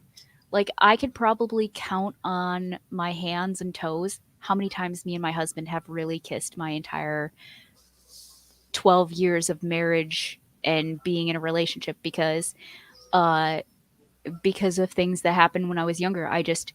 I can't do the whole touchy-feely thing. Like, I want to be that romantic person that like snuggles and, Yeah. you know, holds hands and is constantly touching and stuff like that. That is one of the reasons why I'm not a huge fan of cats, is because they always want to be like touching me. And I still like cringe when things touch me. I know that's a really weird thing, but like it's just ingrained in me. Like, touchy feely, just not good for Keisha. Yeah, that is traumatic. Yeah, and it's very unfortunate because you have been cheated of so many positive experiences. Oh yeah. And Yeah. I'm not talking about just the cats. I'm talking about people as well, because that's and it's nothing that's your fault. I'm sure it's you underwent some sort of trauma that caused that reaction, and I cannot for the life of me, having known you this long, assign you any blame for anything that would have caused that. Yeah. Yeah, I blamed myself a lot. Maybe if I wasn't there, maybe if I wasn't in the situations that I was in, Maybe can I drive blamed you myself a crazy. lot growing up. But, you know, I've discussed it with my husband. I'm like, there's certain things that I just can't physically, like, wrap my head around and do because of things that have happened in the past. And he completely understands that. He is the most understanding husband on the planet. Thank you. Uh, like, My but wife says the same thing about me. So maybe we should thankfully form a club. we should. No, I mean me Uh, and oh, I mean, I'll join a club too. I'm up for any clubs. No, but yeah, like people will sit there and they praise my husband because I am hyperactive. You guys know that just from talking to me. There's like I can't hide it. I can't go. I'm not hyperactive because I'm 100% hyperactive. Um, and there's people that sit there and talk to my husband, and they're like, you live with that? Are is that okay? Are you good? What's that like?" And my husband is like, he's like, "I would not trade that for the world." And I'm like, "Yes, yep, somebody he likes loves me." you. He loves you. And that's what you need is someone who is like that to to ground you, like to be able to keep you grounded and I mean like I have a husband who keeps me grounded too. Like my brain is constantly going a mile a minute, and then he like once in a while he'll be like, "Sit down, let's talk."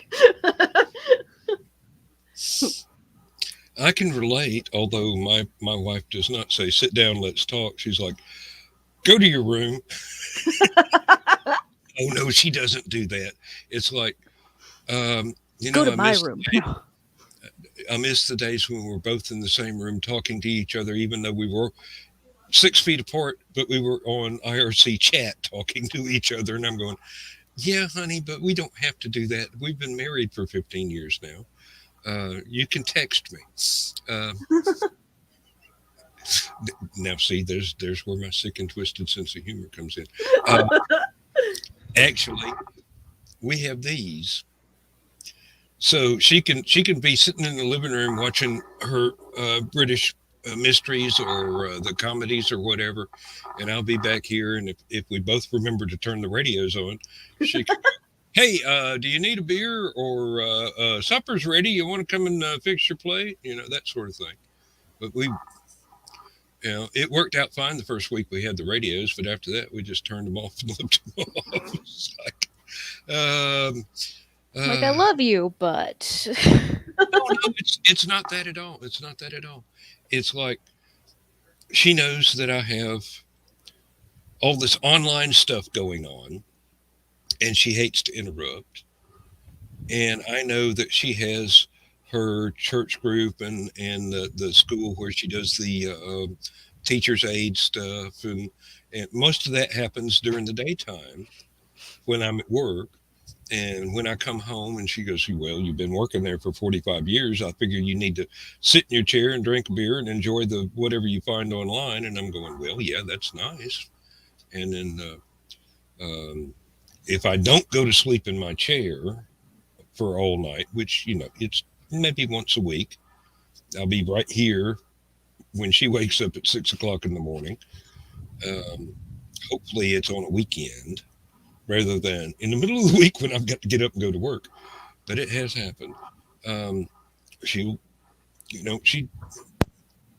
she's gotten to the point to where she's actually not wanting to come in and wake me up because she's afraid. Because a few times when she's done that, I've gone, okay, Hmm. and she's afraid that I'll have a heart attack because she woke me up. And I'm Yeah. going, well, I'm of the age where that's a possibility, but I don't think it's a very relevant possibility at the moment. And there are times when it's really, really fun. And like I said, we've been together for 16 years, and she's my third wife. I've gone through some deep doo doo before. Doozies. Hmm. And she's very thankful that I am as supportive and as calm as I am. And I go, honey, you ain't seen me shouting at the walls at work when these people frustrate me. I don't bring it home. When I come home My to you, see, everything's fine. you are kind of like my husband because my husband is the exact same way. With me, he is the most patient person on the planet. But you get him at work or somebody else gets under his skin, like run. Mm. Yeah. I highly identify with Bruce Banner because there have been many a time in my life, and it's mostly work related, when I've just been angry for 8 hours at a time until I get to clock out and come home and can relax. Um, yeah, My husband y'all. has a policy where he doesn't bring any, like he'll tell me, hey, it was a crappy day at work and he'll tell me exactly what happens.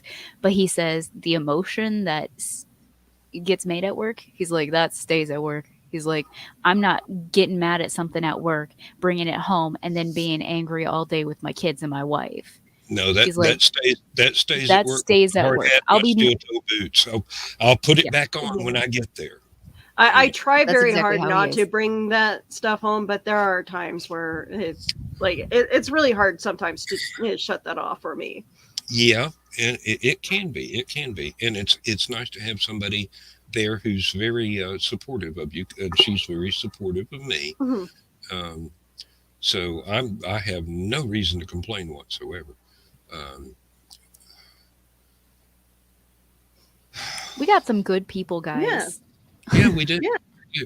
I've gotten real lucky this time, and I intend to make sure that it lasts just as long as I can make it last.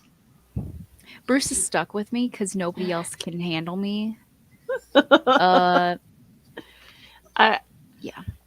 like I'm very much like I will say this truthfully. Like I've tried destroying my marriage, and Joe's really good to me about, we we've been dealing with our relationship for the last 2 years, trying to fix us. And yeah, we've sat down, talked to each other, and realized, yeah, we really don't want a divorce because, well, one, divorce is expensive. Two, we have our cats, and I think I would be miserable without either my husband or my cats. And I'm not I'm not good at living by myself. Well, it sounds to me like it's not a matter of you and your husband having a problem. It's the rest of the freaking world driving you nuts. The world is kind of crazy, guys. If you have not looked outside lately, like half the Yeah. time, me and my husband look at each other and we're like, do we actually have to go out there today or can we stay in our bubble? Because Yeah. staying in our Yeah. bubble sounds like a good idea. Yeah, I don't like going out in public. There's too many people there. Right? Pretty much. There's ucky germs and It's all people and people, It's the Like, both me and my husband, we deal with the public every day, and it's like it's become a card game of, okay, show me your deck. What kind of crazy did you deal with today? surprisingly, being a stay-at-home mom, my crazy is revolving around chickens and kids these days, which is fantastic and exactly why we moved out in the middle of nowhere because I need to decompress a lot because being around people for too long, I can't do it. Like I said, being in close proximity, like people touching me, people wanting to constantly, like I can talk your ear off forever online. Okay. Oh, We're on the no. phone. If we're on the phone, if we're online, I can talk. But in person, like if I'm in close proximity with somebody, I need like at least a couple days to decompress, or else my brain goes into overdrive, and I'm like, ooh, no. See, That's Oh, why I said That's that just it, like- going to 2 parties in a row today was like draining. that's just it. Like this is controlled to the point where we actually choose who we want to contact. I could be like, okay, bye, guys. Communicate with, and yeah. Yeah, But really. when working retail, or in the case of my husband, he drives a bus every day. He's a city bus driver. You can't control who you deal with every day in those situations, and there's going to be someone that presses that button that you want to say something to them, in the back of your mind it'd be the right thing to do to tell them to go away and never return. But then you have the corporate people going, well, you can't say that. You're not allowed to tell them to go to never return because we want the money. Yes, I run against that with corporate. Usually, it's corporate that doesn't want me to tell somebody to tell one of them to go and put their head in a bucket of water, or some other paraphrase that you probably can There's grasp probably a good without list. Yeah. Um, yeah. Now here I am. My wife is an unmedicated bipolar schizoaffective. Oh, okay. Now, she was medicated, but she was only awake for like 4 hours a day. And she was groggy as all get out and very unhappy. So we talked it over, and she wanted to stop taking her meds and occasionally self medicate with a bottle of wine or something.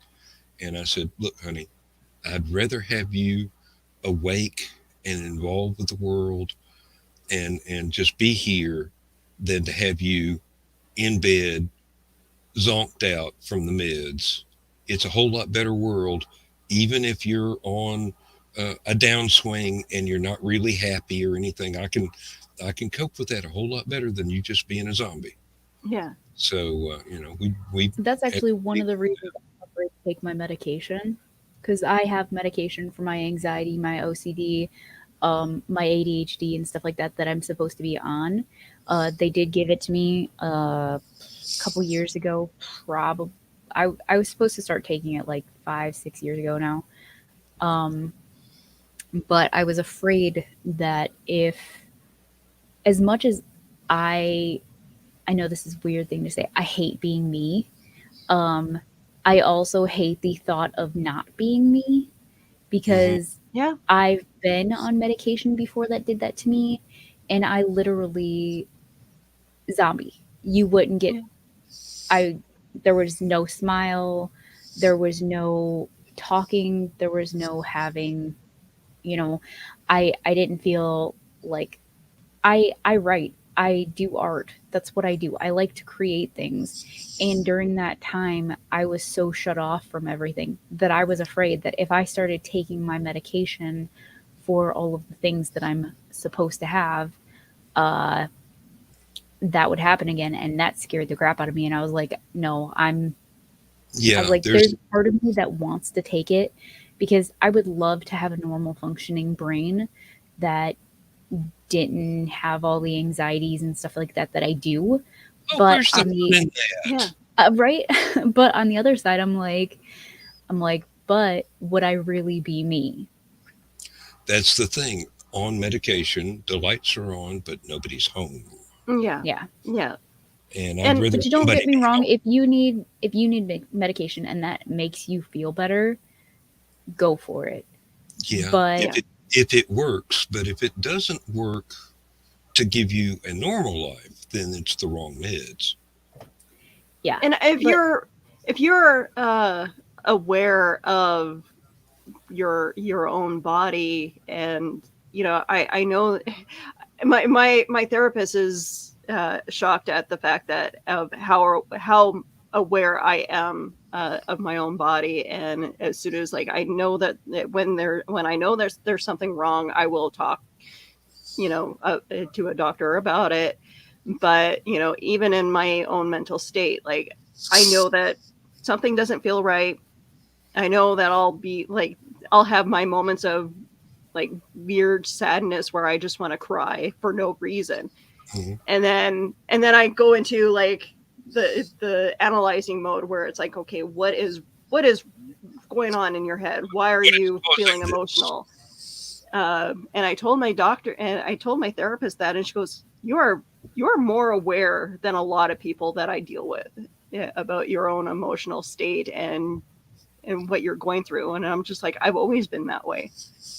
Yeah, I've been called a high functioning sociopath, and I just said thank you. I mean, right? Yeah, I know I have anxiety, and I know where it comes from.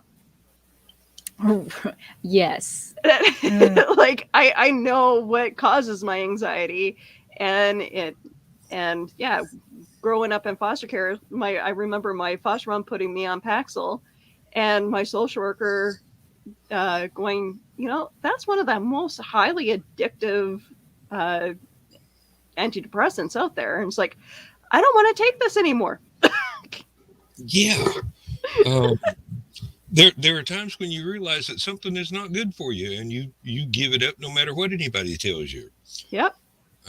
I've done that several times in my life, on several Yep. different things, and none of I have them a were nice little prescribed cabinet medication. in my Some of them were bathroom um, um, dedicated to those medications. yeah, some of them, shall we say, are only available beyond the counter. So I managed to give up all of that crap, and I'm still just as weird as I ever was. But apparently, Surprisingly, I weird me found is out a the nice same thing. guy. But you know what? If you're having anxiety, let it out. Like Oh I cry. yeah, The I'm only not thing wrong ashamed with to that admit that I is I cry. was taught my entire childhood, well, most of my childhood, I should say. My younger years, when my grandma had me and stuff like that, my grandma was the most amazing human being on the planet. Um, but I was told that my feelings weren't valid and that I should just bottle them all up and not have emotions. And that kind of messed with my psyche just a little yeah. bit. And That's not that is healthy. dangerous. That That is not is Yes. healthy at all. I value my alone time at work in my own little lab where I can lock the door and scream at the world. But you know, when I come home, I don't have to do that because I'm home and this is my safe space. And I have the lady that cares about me, and I care about her. And um, but yeah. that's all that really matters. My mom can be a pain in the ass, but Oh Lord, and don't get me started on my sister-in-law. Oh, That could that'll be a have to whole be nother another show for show. another time. Yeah, because we have been going for 2 hours, This guys. has been an amazing show, though, guys, and I really think that this is something that, you know, it, Bell Let's Talk is going to be coming. Like Bell's little mental health thing is going to be popping up soon, and they're going to be wanting us to share their posts and so that they can donate to mental health. I have a huge problem with that, and I know a lot of other people have a huge problem with corporate taking advantage of those of us who do suffer from mental health and using Yeah. it as a corporate tool to have a tax write-off. Yep. It doesn't Um, do anybody any good to donate anything to somebody who's just going to turn around and not use the money for what it's meant for. Pocket Just the put it in money their and pockets. get a Yeah, bigger house. exactly. yeah. This is three of us are shining examples of what mental health is and how we cope with it on a daily basis. Not great, guys. Not great. Oh, come on now. I'm batshit crazy and I love it. Okay, so if we're going that route, then yes. Also, if you guys have not met me, hi, I'm Keisha. I'm also bat poop crazy, and I have a problem with cursing. It'll be all right. That's just a holdover from some of the trauma that you had to deal with as you were I was growing actually talking about that to Willow beforehand. I was like, I am an open book. You ask me about the most random thing, I will answer you 100% honest. But the second it comes to cursing, my brain goes, no, bad. Don't do that. And then I go, poop darn heckin'. The girls at work have been gossiping to each other that it's so much fun to just ask me random questions that most people would not answer, and they go, he'll tell you. I mean, it's seriously, he has no fucks left to give. That is why they should not let the three of us do a show like this, because like we're like, I am oh, we honest taking to a it down this fault. hole? Yeah, let's do this. Actually, I think the world has a need for three people like us to do a show. I mean, there seriously. are people still watching us for some reason, so And I appreciate every single one of you guys. Thank you very much. Maybe it's therapy like the green room. I don't know. except for this is live and people can actually hear us, which is grand. But Well, this, the green room's live too. It's just not recorded. this is what people need Oh, the to green room is know, though. live? It's like Yeah, the green room it's Like people can watch that? No. Oh, thank No, God. it's not recorded. no, It's the not the recorded. green room isn't live on. Well, I didn't it's think so. on Facebook, but it's just it's a It is it's a live private in the chat. sense that when you say something, it's actually right there to the other people in the green room. Yes. No, But there that is- I'm there for that. It is not recorded. It will not be broadcast anywhere at any time. No one will ever see it when the show is over. AKA, just- if you're not invited into the green room, you can't. What goes on in the green room stays in the green room, guys. Well, it's supposed to, unless somebody gossips. I have, Oh, I did tell somebody about something that happened in the green room. hey Drew, what's up? Hey, how's it Hi. going? It's going Nice pretty to meet you. good. Nice to meet Yes. you. Have you been watching? Because I am so sorry. But I was then told- that's just who I am. Yeah. Yeah, I was told that I should join by Johnny, so I said, hey, let me come on by. Well, Hey, perfect. welcome. We have been taking it some places tonight. So many places. So Therapy many. or us.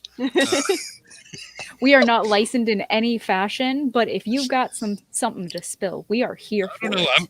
I'm allowed to drive for some strange reason. But I make coffee for a living, so it's. Ooh, I have I talk to questions. chickens for a living, so I have more questions. okay. go What for do they it, say? Drew. What Hey, did they go say? for it. Yeah. Be my guest. What's your Or question, their Drew? guest. I'm a guest here too. I was going to ask, what did the chicken say? Oh my gosh. So Heidi. Feed me. Feed Heidi, me. I swear to Jesus, Heidi is like, she has been a little poop lately. Like, I'll be feeding her, being all nice to her, and she's like, I'm gonna attack you now. Like, dude, girl, chill. No, and Henrietta's worse. Heidi just likes to follow me everywhere and get up in my business most of the time, but Henrietta has been crazy lately. Um, Elvis is coming into his feathers, so that's nice. I love how you're naming your chickens, and then there'd be me. I'm fried, grilled. we barbecue. actually do have we have fried chicken, grilled chicken, baked chicken, and Now those are the chicken's name. yes, It's not. they It's are. not after the fact. It's before So the fact. the They reason are why well aware of what their fate will be. so one day I was on FaceTime with, so I don't eat meat, okay? Wow, I've been a this vegetarian. turned. I've been a vegetarian vegan for like 15 years now. But me and my cousin were on FaceTime once, and I had my favorite chicken. Okay, I had my favorite chicken up on my thing, and I was really excited about it. And I was like, "This is my best friend chicken." And she was like, "Did you just call it fried chicken?" And I was like, "No, but now I am." So therefore, it has been fried chicken since the day that happened. But yes, so if you're not aware, I am a chicken. I run a farm. I live on a farm, and I have chickens, ducks, bunnies, all that good stuff. That's awesome. And so that's what I do. I talk to chickens and ducks, and they all have names, respective to how they act. I just named one of my bunnies today finally because I had new baby bunnies, and he looked like a Jack, so he is now a Jack.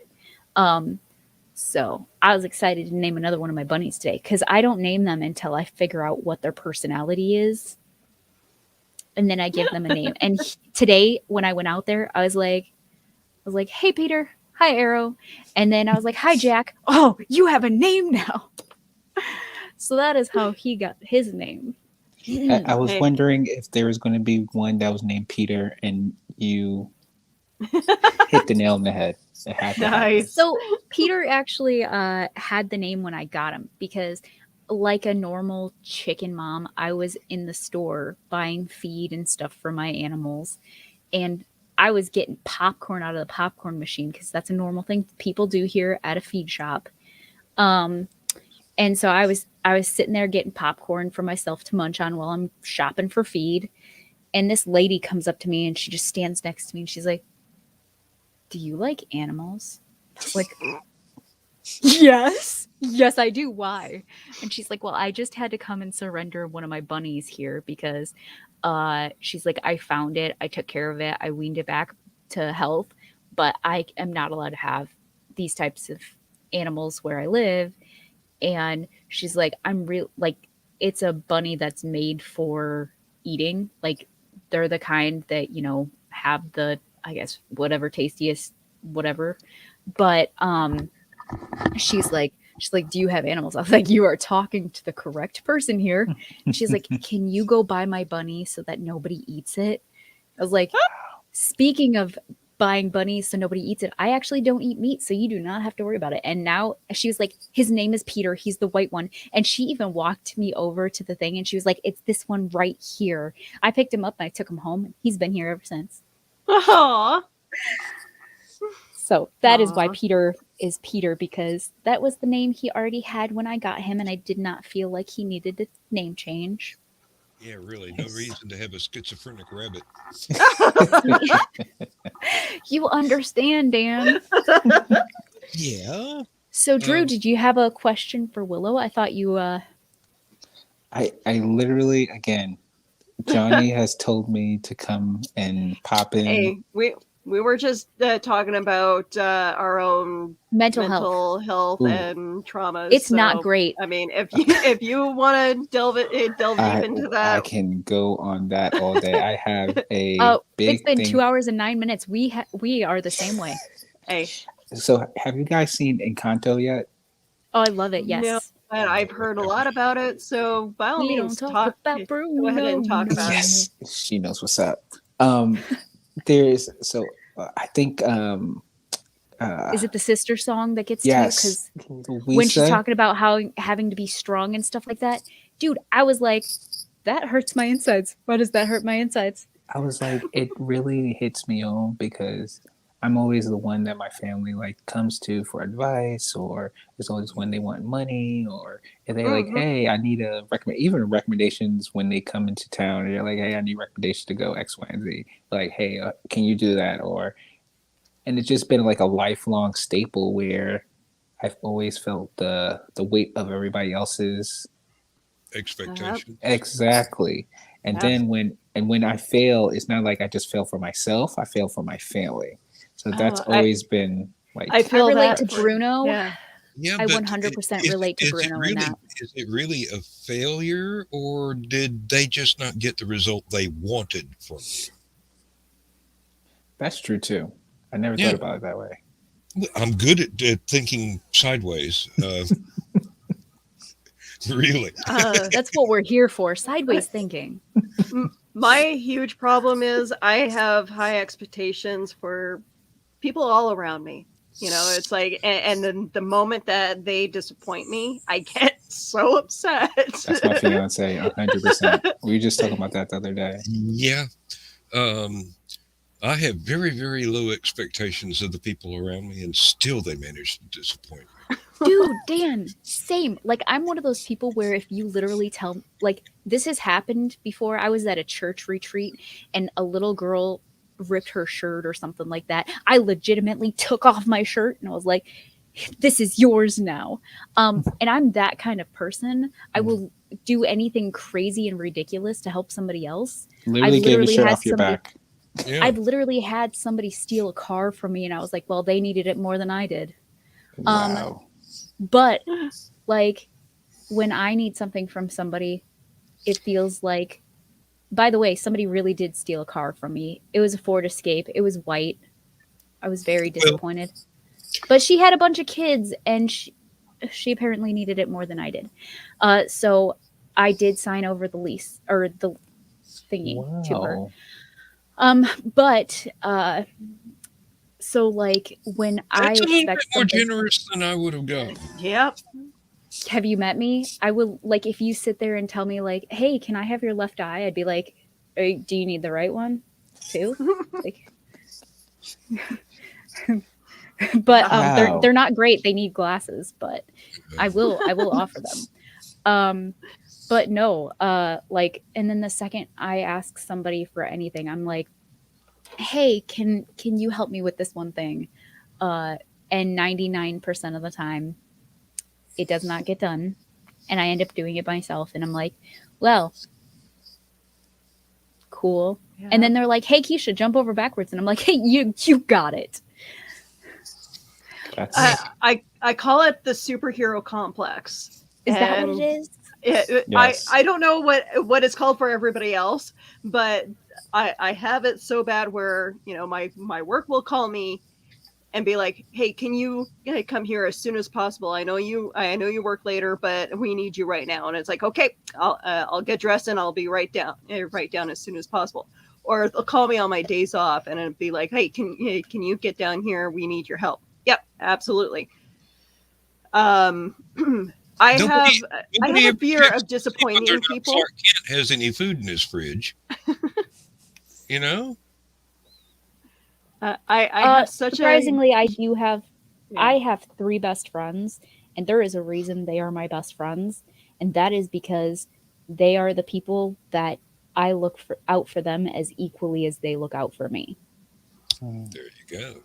And that is why they have those 3 spots. Like, I could eventually have 10 people in those spots, but right now I have 3 people in those spots where they would literally, like, my best friend had to finish college and she didn't have enough money like 10 years ago, and I wrote out a check and I said, here, finish out college. She paid me back, but then one year my car broke down and she only had 1 car.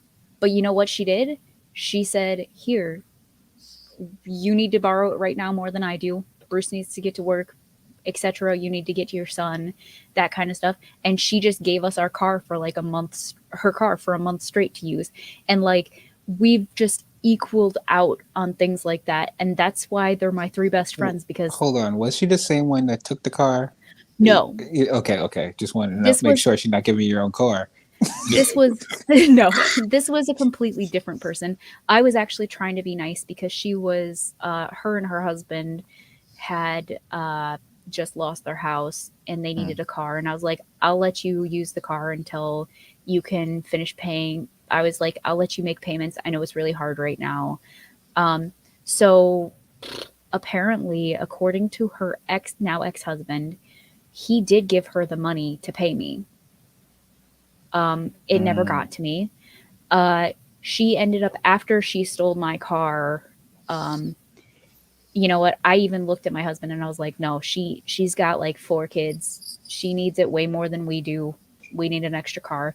And at that point, I didn't pursue it. I didn't anything. I just said, you know, I still was paying off the loan that I took out on that car to get that car. I owed like $6,000 still on that car that I paid off that entire car for her. And I never got a cent for it. But I ran into the guy at the mall a couple years after that, and I was like, hey, how are you doing? And he was like, not great. He's like, I'm homeless. I'm here to stay warm because it's the winter and this is the only place I have to go. And I was like, dude, that sucks. And he goes, yeah. My wife left me shortly after, you know, we got done paying the car off. And I was like, what do you mean paying the car off? I was like, I didn't get any payments from her.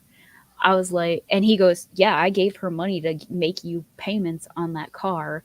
And I was like, I never saw any of those payments. And so after he got done paying off the car, she left him. And he's like, I'm pretty sure she used that money like getting her nails done, getting her hair done, that kind of stuff. And I was like, Damn.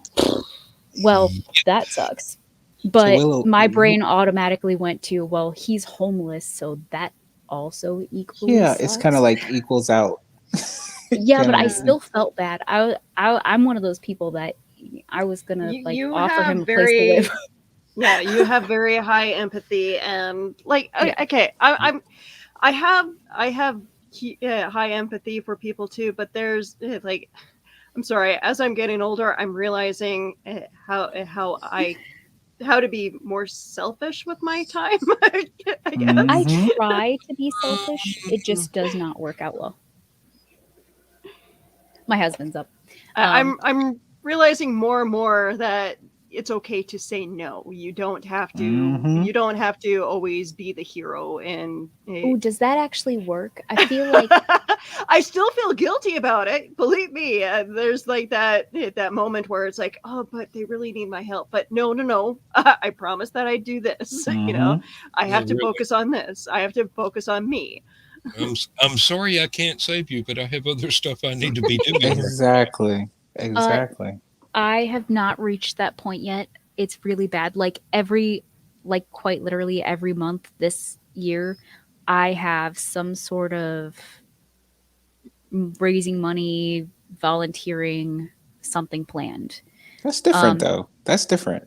But You're doing it for a on good top cause. of that, I also, the second somebody tells me to jump, I literally jump and ask how high and how much money you need for me to jump. Oh yeah. You need to put It's some cement bad. shoes on so you can't jump so high. I will put. I have cement shoes on. I can work up the strength to jump in them. No. I got a guy in New York that owns a garbage business that could do that for you. Cool. Let's get on this. Hmm. It's going to be a new brand of concrete shoes. I don't Yeah. I don't know if that's a good thing or not. As long as Not it great doesn't for show up swimming. on Unsolved Mysteries, we're cool. Unsolved Mysteries. It'll be I feel like solved. that's a good show to have concrete shoes on. It depends on whether you're watching it or being featured. That's true. Yeah.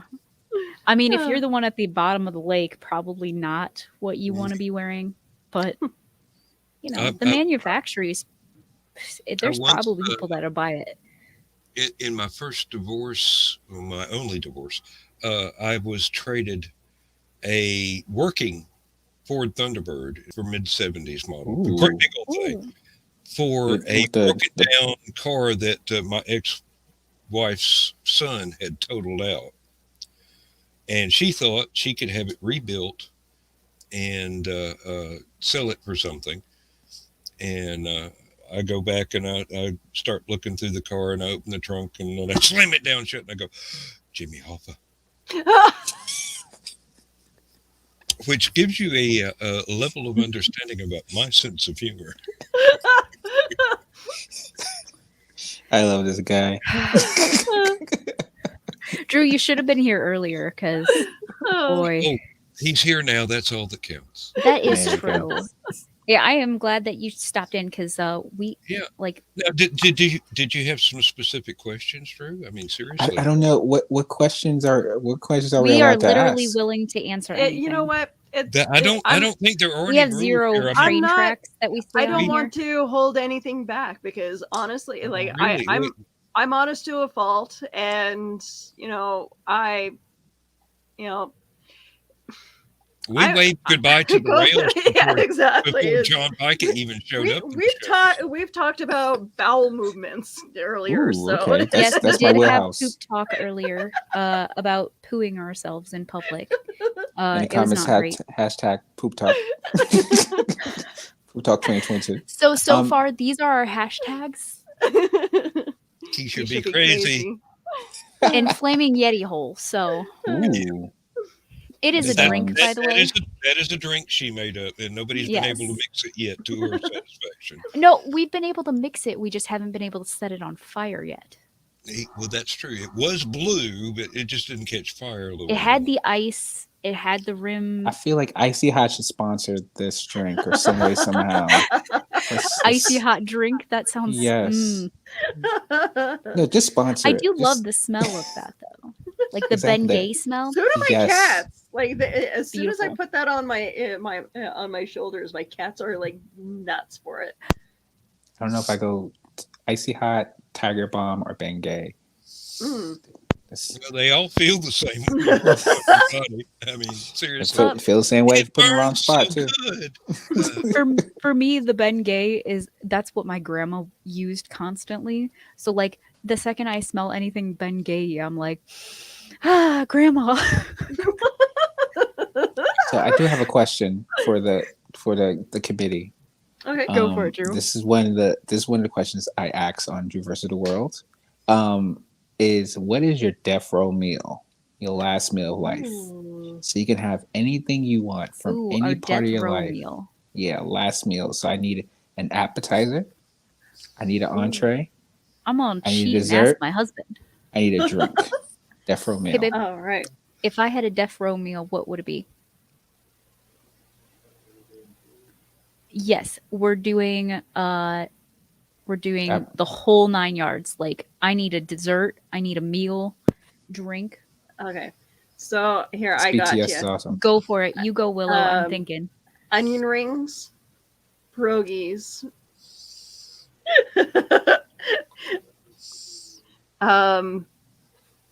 Yeah, the pierogies have to be like a fried or baked, as long as they have like a little bit of crispiness to them. Ooh, Lots of sour cream, bacon bits, and then my dessert is banana cream pie, ooh, homemade banana cream pie. Oh, heavens. Okay. Now, this is going to drive a psychologist nuts. Right? Go for it, Dan. Okay. Drive that psychologist nuts. Okay, the entree would be a jumbo taco with extra onions and mild sauce. Hmm.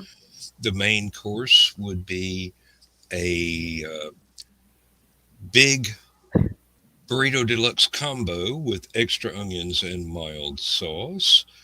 The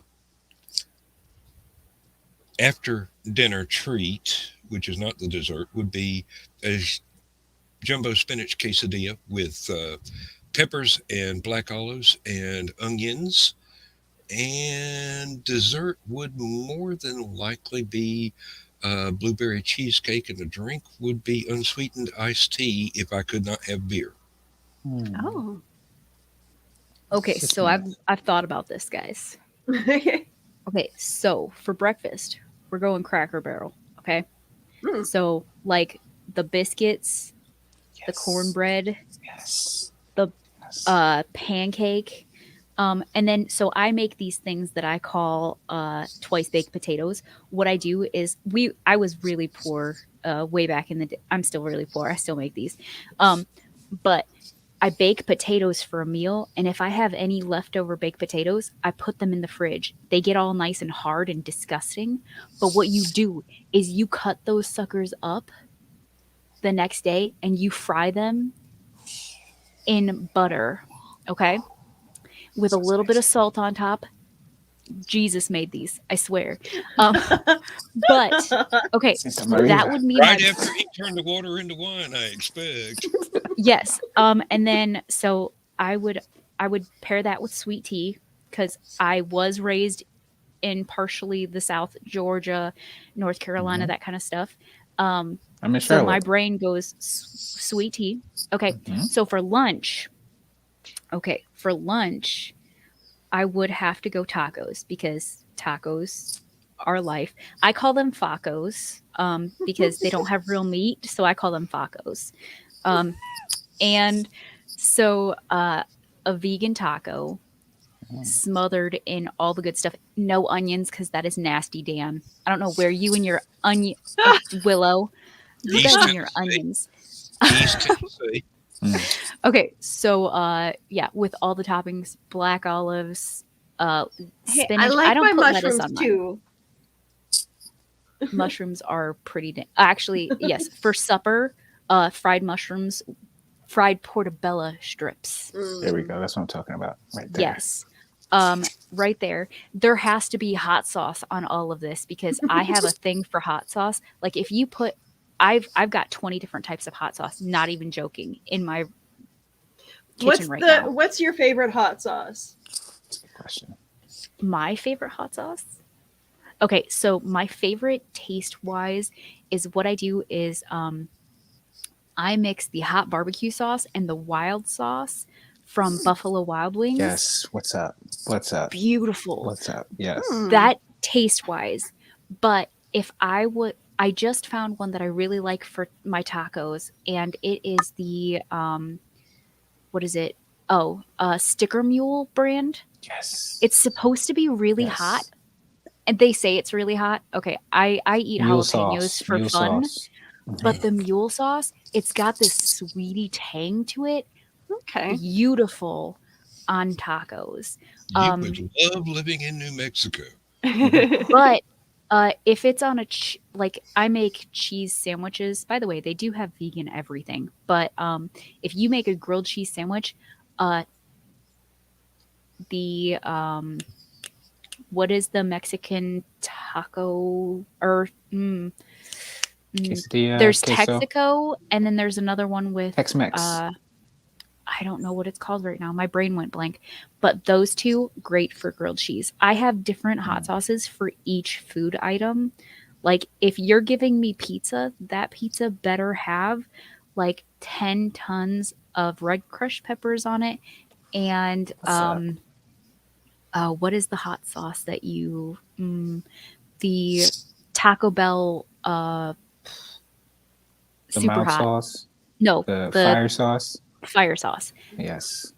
That. What about what?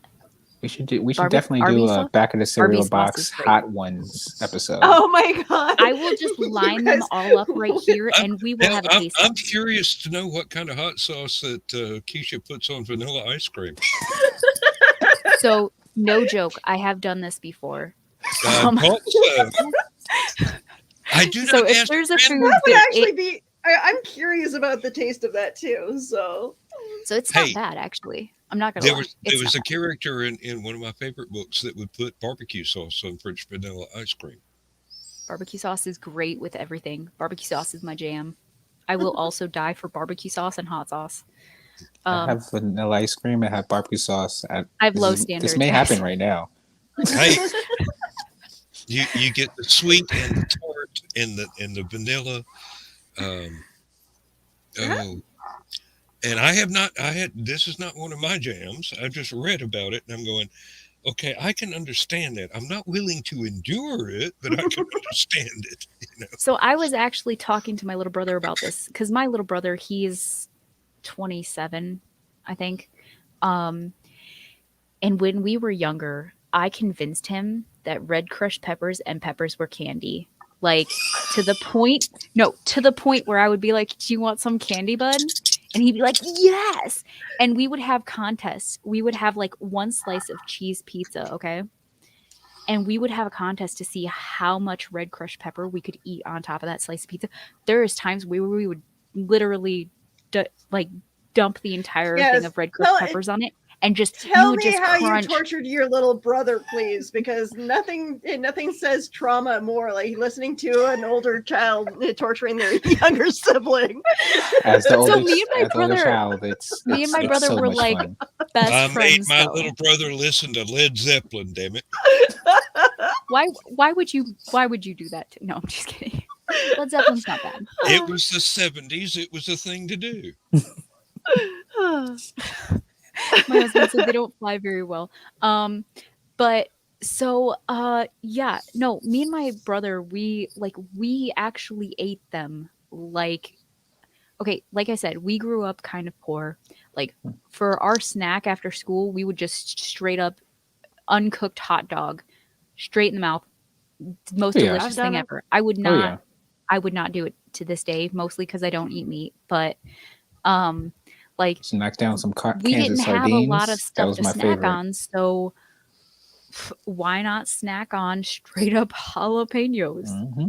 I mean, that's a normal thing to do. I remember my aunt would be like, "Hey, Keisha, go down to we had this little Mexican shop right down from where we lived. My family is that part of my family is mostly Mexican."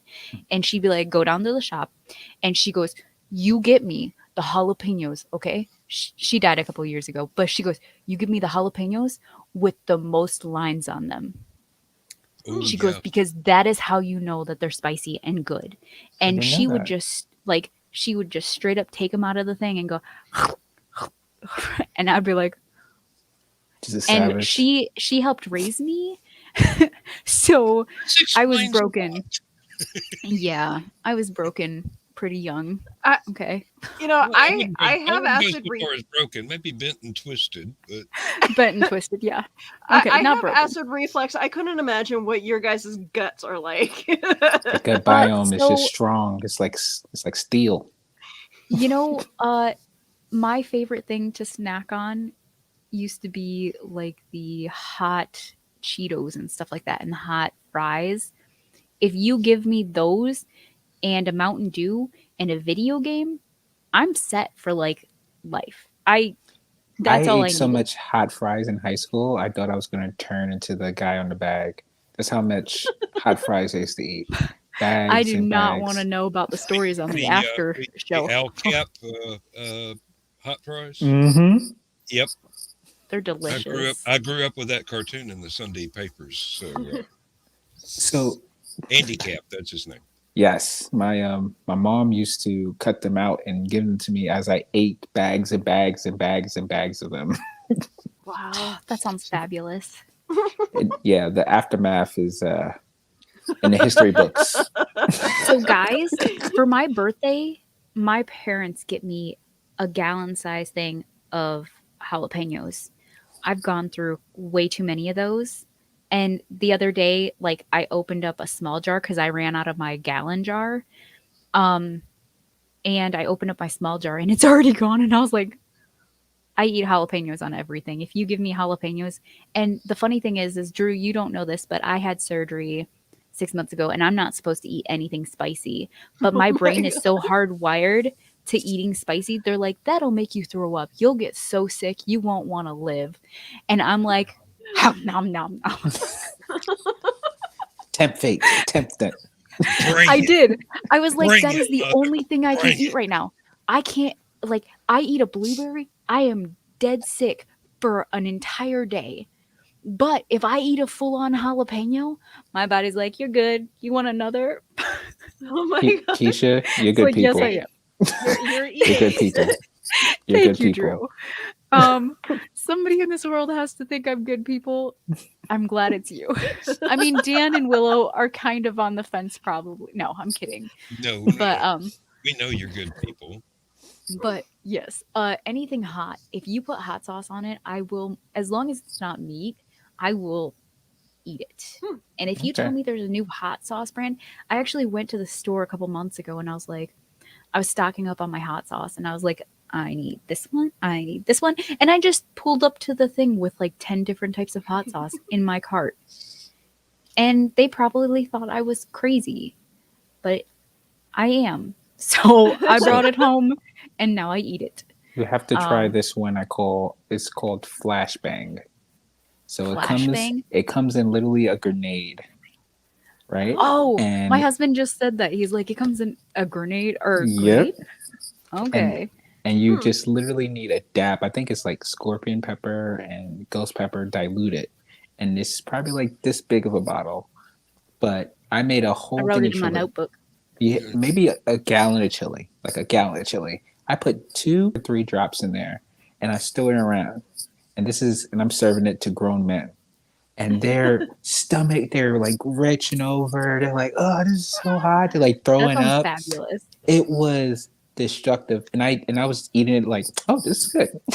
It's So my delicious. stomach is only this big, like literally. I had my stomach removed. And so I'm not supposed to eat anything hot. But Definitely not I do that. not listen. But no, I wish I still had some because I Shouldn't have should told have her. I written shouldn't have told her. I'm sorry. I should have written this down, but I grow, since I live on a farm, I grow most of my own foods and stuff. And I had so many peppers and cayenne peppers and I saw jalapeno the peppers. photographs. And yes, I I saw made the my own fermented hot sauce. I don't use this term because I'm not that young, but it was fire. Like my It's a double 12-year-old is entendre. probably cringing somewhere. It's a double entendre. But I love it. no, so like I ate that stuff on everything. I actually gave some. I should not have given it away. I gave some of it away to my friends, and they were like, "Hey, you got any more of that hot sauce? I ran out already." And I'm like, "No, it's mine. Back off." 'Cause I made like a whole jar of it, and it was delicious. And I'm so sad because I should have written it down. I have friends at work, one of whom thinks that Carolina Reapers and ghost peppers are mild, That is my kind of friend. Wow. and they grow their own.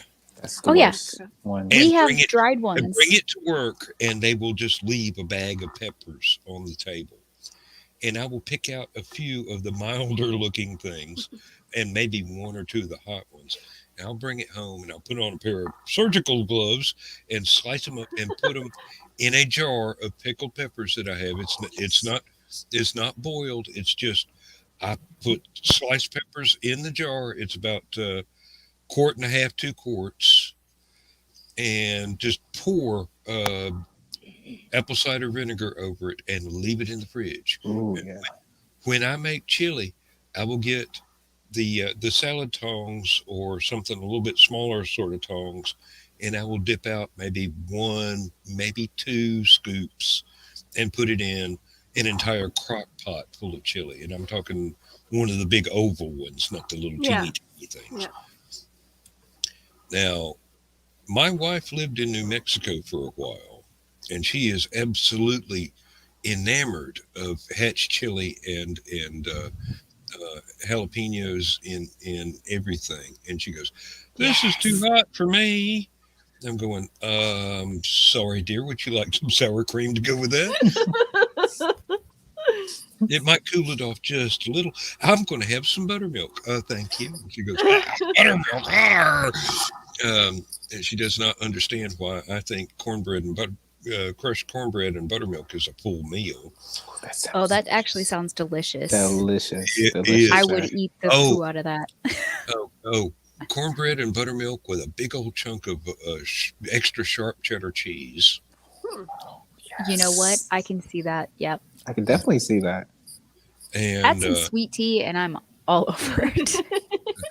well, That sounds like a meal that I would. you know me, it's not sweet tea. That's what Natty likes. It's Yep. your champion. See, that's how I know that I would be okay to and survive living down in the States if I were to move down there, because being up in Canada, yeah, we have our cheese, yeah, we have like well, you guys call it sweet You tea, darn we call it iced tea up Canadians. here. But I could probably live off cornbread for the rest of my life. Oh, yeah. Cornbread is amazing. Skillet Mhm. cornbread, if you ever have like a cast iron and That's just all I make cook it in. whole. That is the only way to make it correctly. The only Now, my wife. thing I own is will cast make- iron, pretty much. My wife will make some. She'll put cupcake, the little paper cups for Mhm. cupcakes, in a cupcake pan, and put the cornbread mix in there and bake it so that. I also do and that. Instead of having a big old slab that's going to deteriorate in the refrigerator, she'll give me a cornbread muffin, and I'll take it. To I do work that and then freeze them and take them out as I eat them. Yes. Yep. Now she also will do a quiche in me? the No. muffin tin, and she will not put peppers in it, but I do have hot sauce and whatnot at work, so I'm not I'm not as big on hot sauce as you are, but a little. No, dab like will- legitimately, we need to have a show now where we just bring all of our hot sauces, because I will win, first of all, but No, there's no way. There's no way. There's no way. There's no way. I respect you, Keisha. have you but ever had Hellfire? Yes, of I'd course I probably have. tap Have you had out the by bomb? third one. You ever My had the bomb? favorite thing to do with Hellfire is put it on, or it used to be, this was back when I was in high school, I used to put it on Doritos, and I would just eat the Doritos with Hellfire sauce on it. That's the American way. Delicious. Anybody else thinks I'm crazy, so Oh. we're making a show, and we're just gonna talk about hot sauce the entire time. Daddy used to get um, what was it? Oysters, Mm. and it would be what you would use to make oyster stew. But he'd put an oyster on a saltine cracker and dribble Tabasco sauce on it, and eat an entire pint of raw oysters on saltine crackers. First yeah. of all, raw oysters on saltine just sounds wrong, and it So should good. not be a thing. Um, I like them cooked better myself. Yes. Fried mm. oysters is delicious, but My I husband literally- makes fun of me for making up weird things to eat, but that just sounds. Mm-mm. it's Oh, like You're talking to the man that thought, this oyster stew tastes great, but if I chopped up some celery and put in it next time, I diced I love celery. maybe 2 sticks of celery, I mean the full size stalks of celery, diced them up really, really fine with some onions, and put in the oyster stew. It's just basically milk, oysters, butter, and salt. So I added in the other stuff, and my wife's going, "Why don't you own a restaurant?" I don't know. Sounds amazing. I 'Cause I'm actually too keep cheap to talking rent a about building. opening a restaurant. Dan, we'll open up a restaurant together. I know you live in where, Tennessee? Northeast Georgia. Georgia. Georgia. I'm cool with Georgia too. Yeah, Uh, I'm right there in Charlotte, so I'm not too far. Do you know where I'm just Lilburn outside is? of Athens, so yeah, I do know where Lilburn is. I yeah. used to live in Lilburn, in an old crack house. Oh, it was beautiful times, man. Sounds delicious. But And not while I currently lived in there. It was that before I lived in there, guys. Yeah. I'm just Yeah. throwing that out there. I can imagine the incense was incredible. But I gotta go, guys. Okay. But it's been a pleasure. The cat came and she scared me. Aw. I think I'm Okay. mummy. Um, but it was a pleasure to meet you, Yes. Dan. Oh, thank Meet you, you. Keisha, and Willow. As always, you're a breath of No fresh air. problem. Oh, thank Hey, you, if you Drew. ever, we're talking about a new show called Crazy Talk. If you ever want to come on, let's do this. Hey, count me in. This is Right? mild. Oh, that's why we're keeping it mild, because this is just after hours or whatever. Crazy After Talk dark, yeah. is going to get some weird places, man. Ooh, I mean, like this it. got some weird places, but I'm looking forward to it. But yeah, you know what? It's 10:45 here. I think Yeah, this is the same. perfect time to jump off and send my husband to bed. my husband just woke up from a nap. Why do so I I'm hear gonna have Maria to leave it. Muldaur in there now? Midnight at the Oasis. Dan singing, perfect Ah. time to relax and go to sleep. Go All night night. right. You guys all have a wonderful night. Keisha, where can we find you Oh God. on social Anywhere, media? literally. If you There are wanted Google my posters name, all over the country. yes, wanted posters, police ads. I'm everywhere. FBI, like legitimately. No, that hasn't been for a couple years. No, Oh, but that's not the wrong sorry. one. But if you look up Acuff Creations or Keisha Acuff, I am on pretty much every thing. And as you guys know, I just wrote a book about murder. So if you want to check it out, look A it book up. about murder. Murder. So yeah, check that out. And Yep. Oh, as soon here's my other. as soon as I finish with the H.P. Lovecraft stuff, I'll get to it. I promise. I am And I also will an leave you a review. I'm also an artist. Nice. So check that out. Yeah, quite literally just Google my name. I'm there. Dan? Dan, Oh, where me? can we find you on social media? Okay, And talk about your show. I'm on Facebook. I do have a Twitter account, but I never check it because it's boring as all get out. You need to follow me then. I probably do, but the people I'm following, it's all commercials, so I Oh. just gave it up. Uh, I am a guest and sometimes co-host of Stupid O'Clock on Facebook and YouTube.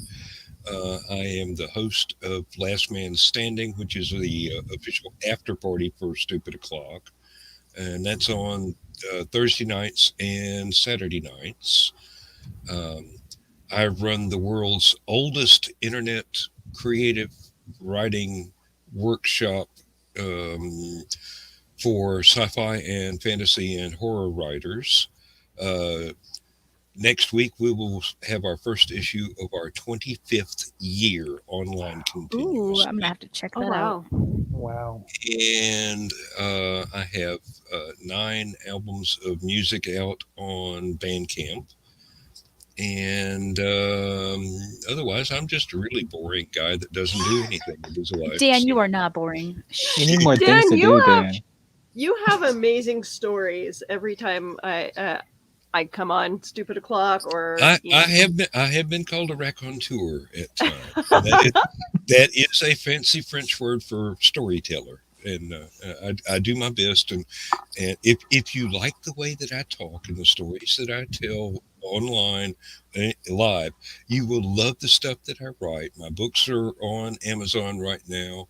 I'm just about finished with the third book, and that'll be a prequel to my second book. My first book is a collection of short stories, Spaceport Bar short stories, where it's an alien planet and the folks in the bar sit around telling tall tales to one another, and you never know whether it's true, whether it was made up by them, or whether they're retelling something that happened to somebody else that they heard once. And it's a lot of fun.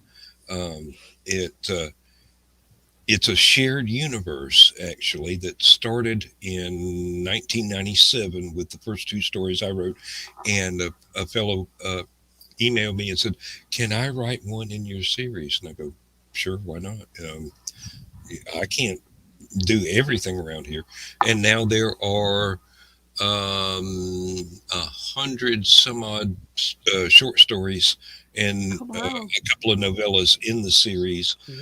At the time that I was working on my book of my own stories, I had 12, and I wound up with like 18. I wrote the other six just as expressly for the book. And uh, I have been told by my publisher that if I don't write an entire second volume of the short stories in the bar, he will be very upset. And he also wants to start gathering in some of the other writers from the website and do stories by people that aren't me that are set in my bar. And that's coming along pretty well. I've got a couple of submissions already. Unfortunately, some of the writers that were earliest in the series with some of the best stories, I can no longer contact online. They've moved on with their lives and not updated me with their emails and everything. So I can't print those. But online in my magazine, it's Apelian Webzine. There are every story that we have published since January 27th of 1997, except for the ones that people have sold and asked us to remove in the archives section. Wow. Oh, wow. Yep. And I have this checked is, out your site too. you have, I have. don't get lost. I will. I There's- mean, yeah, I will. There's a navigation bar on the side of most of them. So you can find your way back. Just follow the yellow brick road. I didn't get that far down the yay hole yet. Okay. You will. Sponsored by Icy Hot. Sponsored by Icy Hot. Not officially yet. Oh. All right. Well, Drew? Drew, go ahead. Yeah. Tell people where you can be found, and I Oh, did that hey, for you. So. that popped up real quick. Hey, my name is Drew from Drew vs. World Podcast. And each week I talk to people who are changing the world, and through their success and their failures, you can become a world changer yourself. So tune in every Monday as I talk to people who are entrepreneurs, socialites, people of weird origins, and you can learn to be better than them. So tune in on anywhere you listen to podcasts, anywhere you're watching this right now, anywhere you listen to this right now. You could tune in. And again, thank you guys so much for this late. I needed it. I No just finished problem. work, needed this laugh and this creative conversation. I'm Drew, we're gonna glad have to provide it for you. get together on Facebook because once I start crazy talk, I'm 100% down. You can follow me on Instagram at Drew vs. World Podcast, or you could just, hit me up in the DMs. We need to do this Hot Ones recap of Back of the Cereal Box. I'm Yes. serious. I I'm think that down. would be a great idea. I'll pitch it. I'm following you right now. In fact, I'm not pitching it, Johnny. I'm just going to do it. All right, so you guys can find me all over social media. I like to call myself the social media socialite. I'm everywhere except on on TikTok. I know a lot of people are trying to convince me to be on TikTok, but Don't do it. It is I a don't Yeti know. hole. You I do don't not know. want to fall down. It seems like fun, but I have my YouTube channel that I'm trying to keep updating. Cryptid I have Cryptid Crunch coming up next Sunday. yes, indeed. So I we're gonna can't be wait. we're gonna be 8 talking p.m. about Central. aliens. You're going to Yeah. be talking about what? Aliens. That's Oh, our okay. that's our show next week is I aliens. will. I'm I excited. will be there unless the creek rises. And also on with the Hanging with Web crew, I have a new show with Heather Bador coming up. We're going to be I'm not sure what our topic is going to be this week, but come join us on Wednesday, February 2nd, this coming week, and join What us on time our is it, new show. We actually haven't discussed that, but I'm pretty sure it's going to be Have it probably early on in around the 8 day? p.m. Yeah. Oh. Weekdays are kind of hard to do an early day, but we'll see. It's cool. I'll try to Because of my pop in work like I schedule. always do. But yeah, no. So we have the sideshow coming up this week. So Sideshow Bob. I'm definitely getting busy when it comes to podcasts. So I live for this though. Oh, my wife will be overjoyed if I get involved with yet another podcast.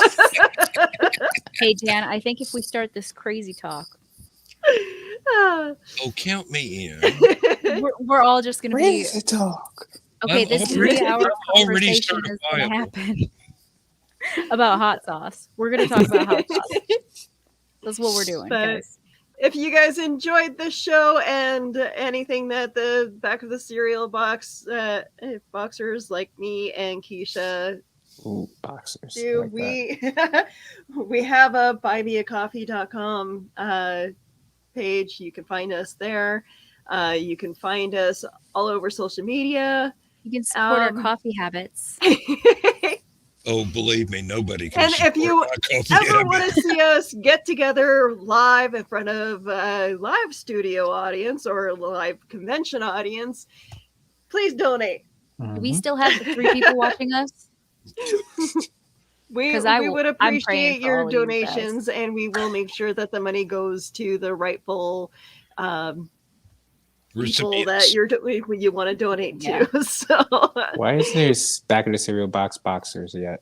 I Johnny will let, hasn't I thought will of let it yet. Johnny know about that. There is a Keisha Be Crazy shirt, by the way. Ooh. I can Yeah. just see. I can just see the look on John's face when he goes, "You did a 3-hour broadcast." Oh, yes. I make can him mad definitely- all the time. So I think that may be why he wouldn't put us together. Because I make him mad all the time.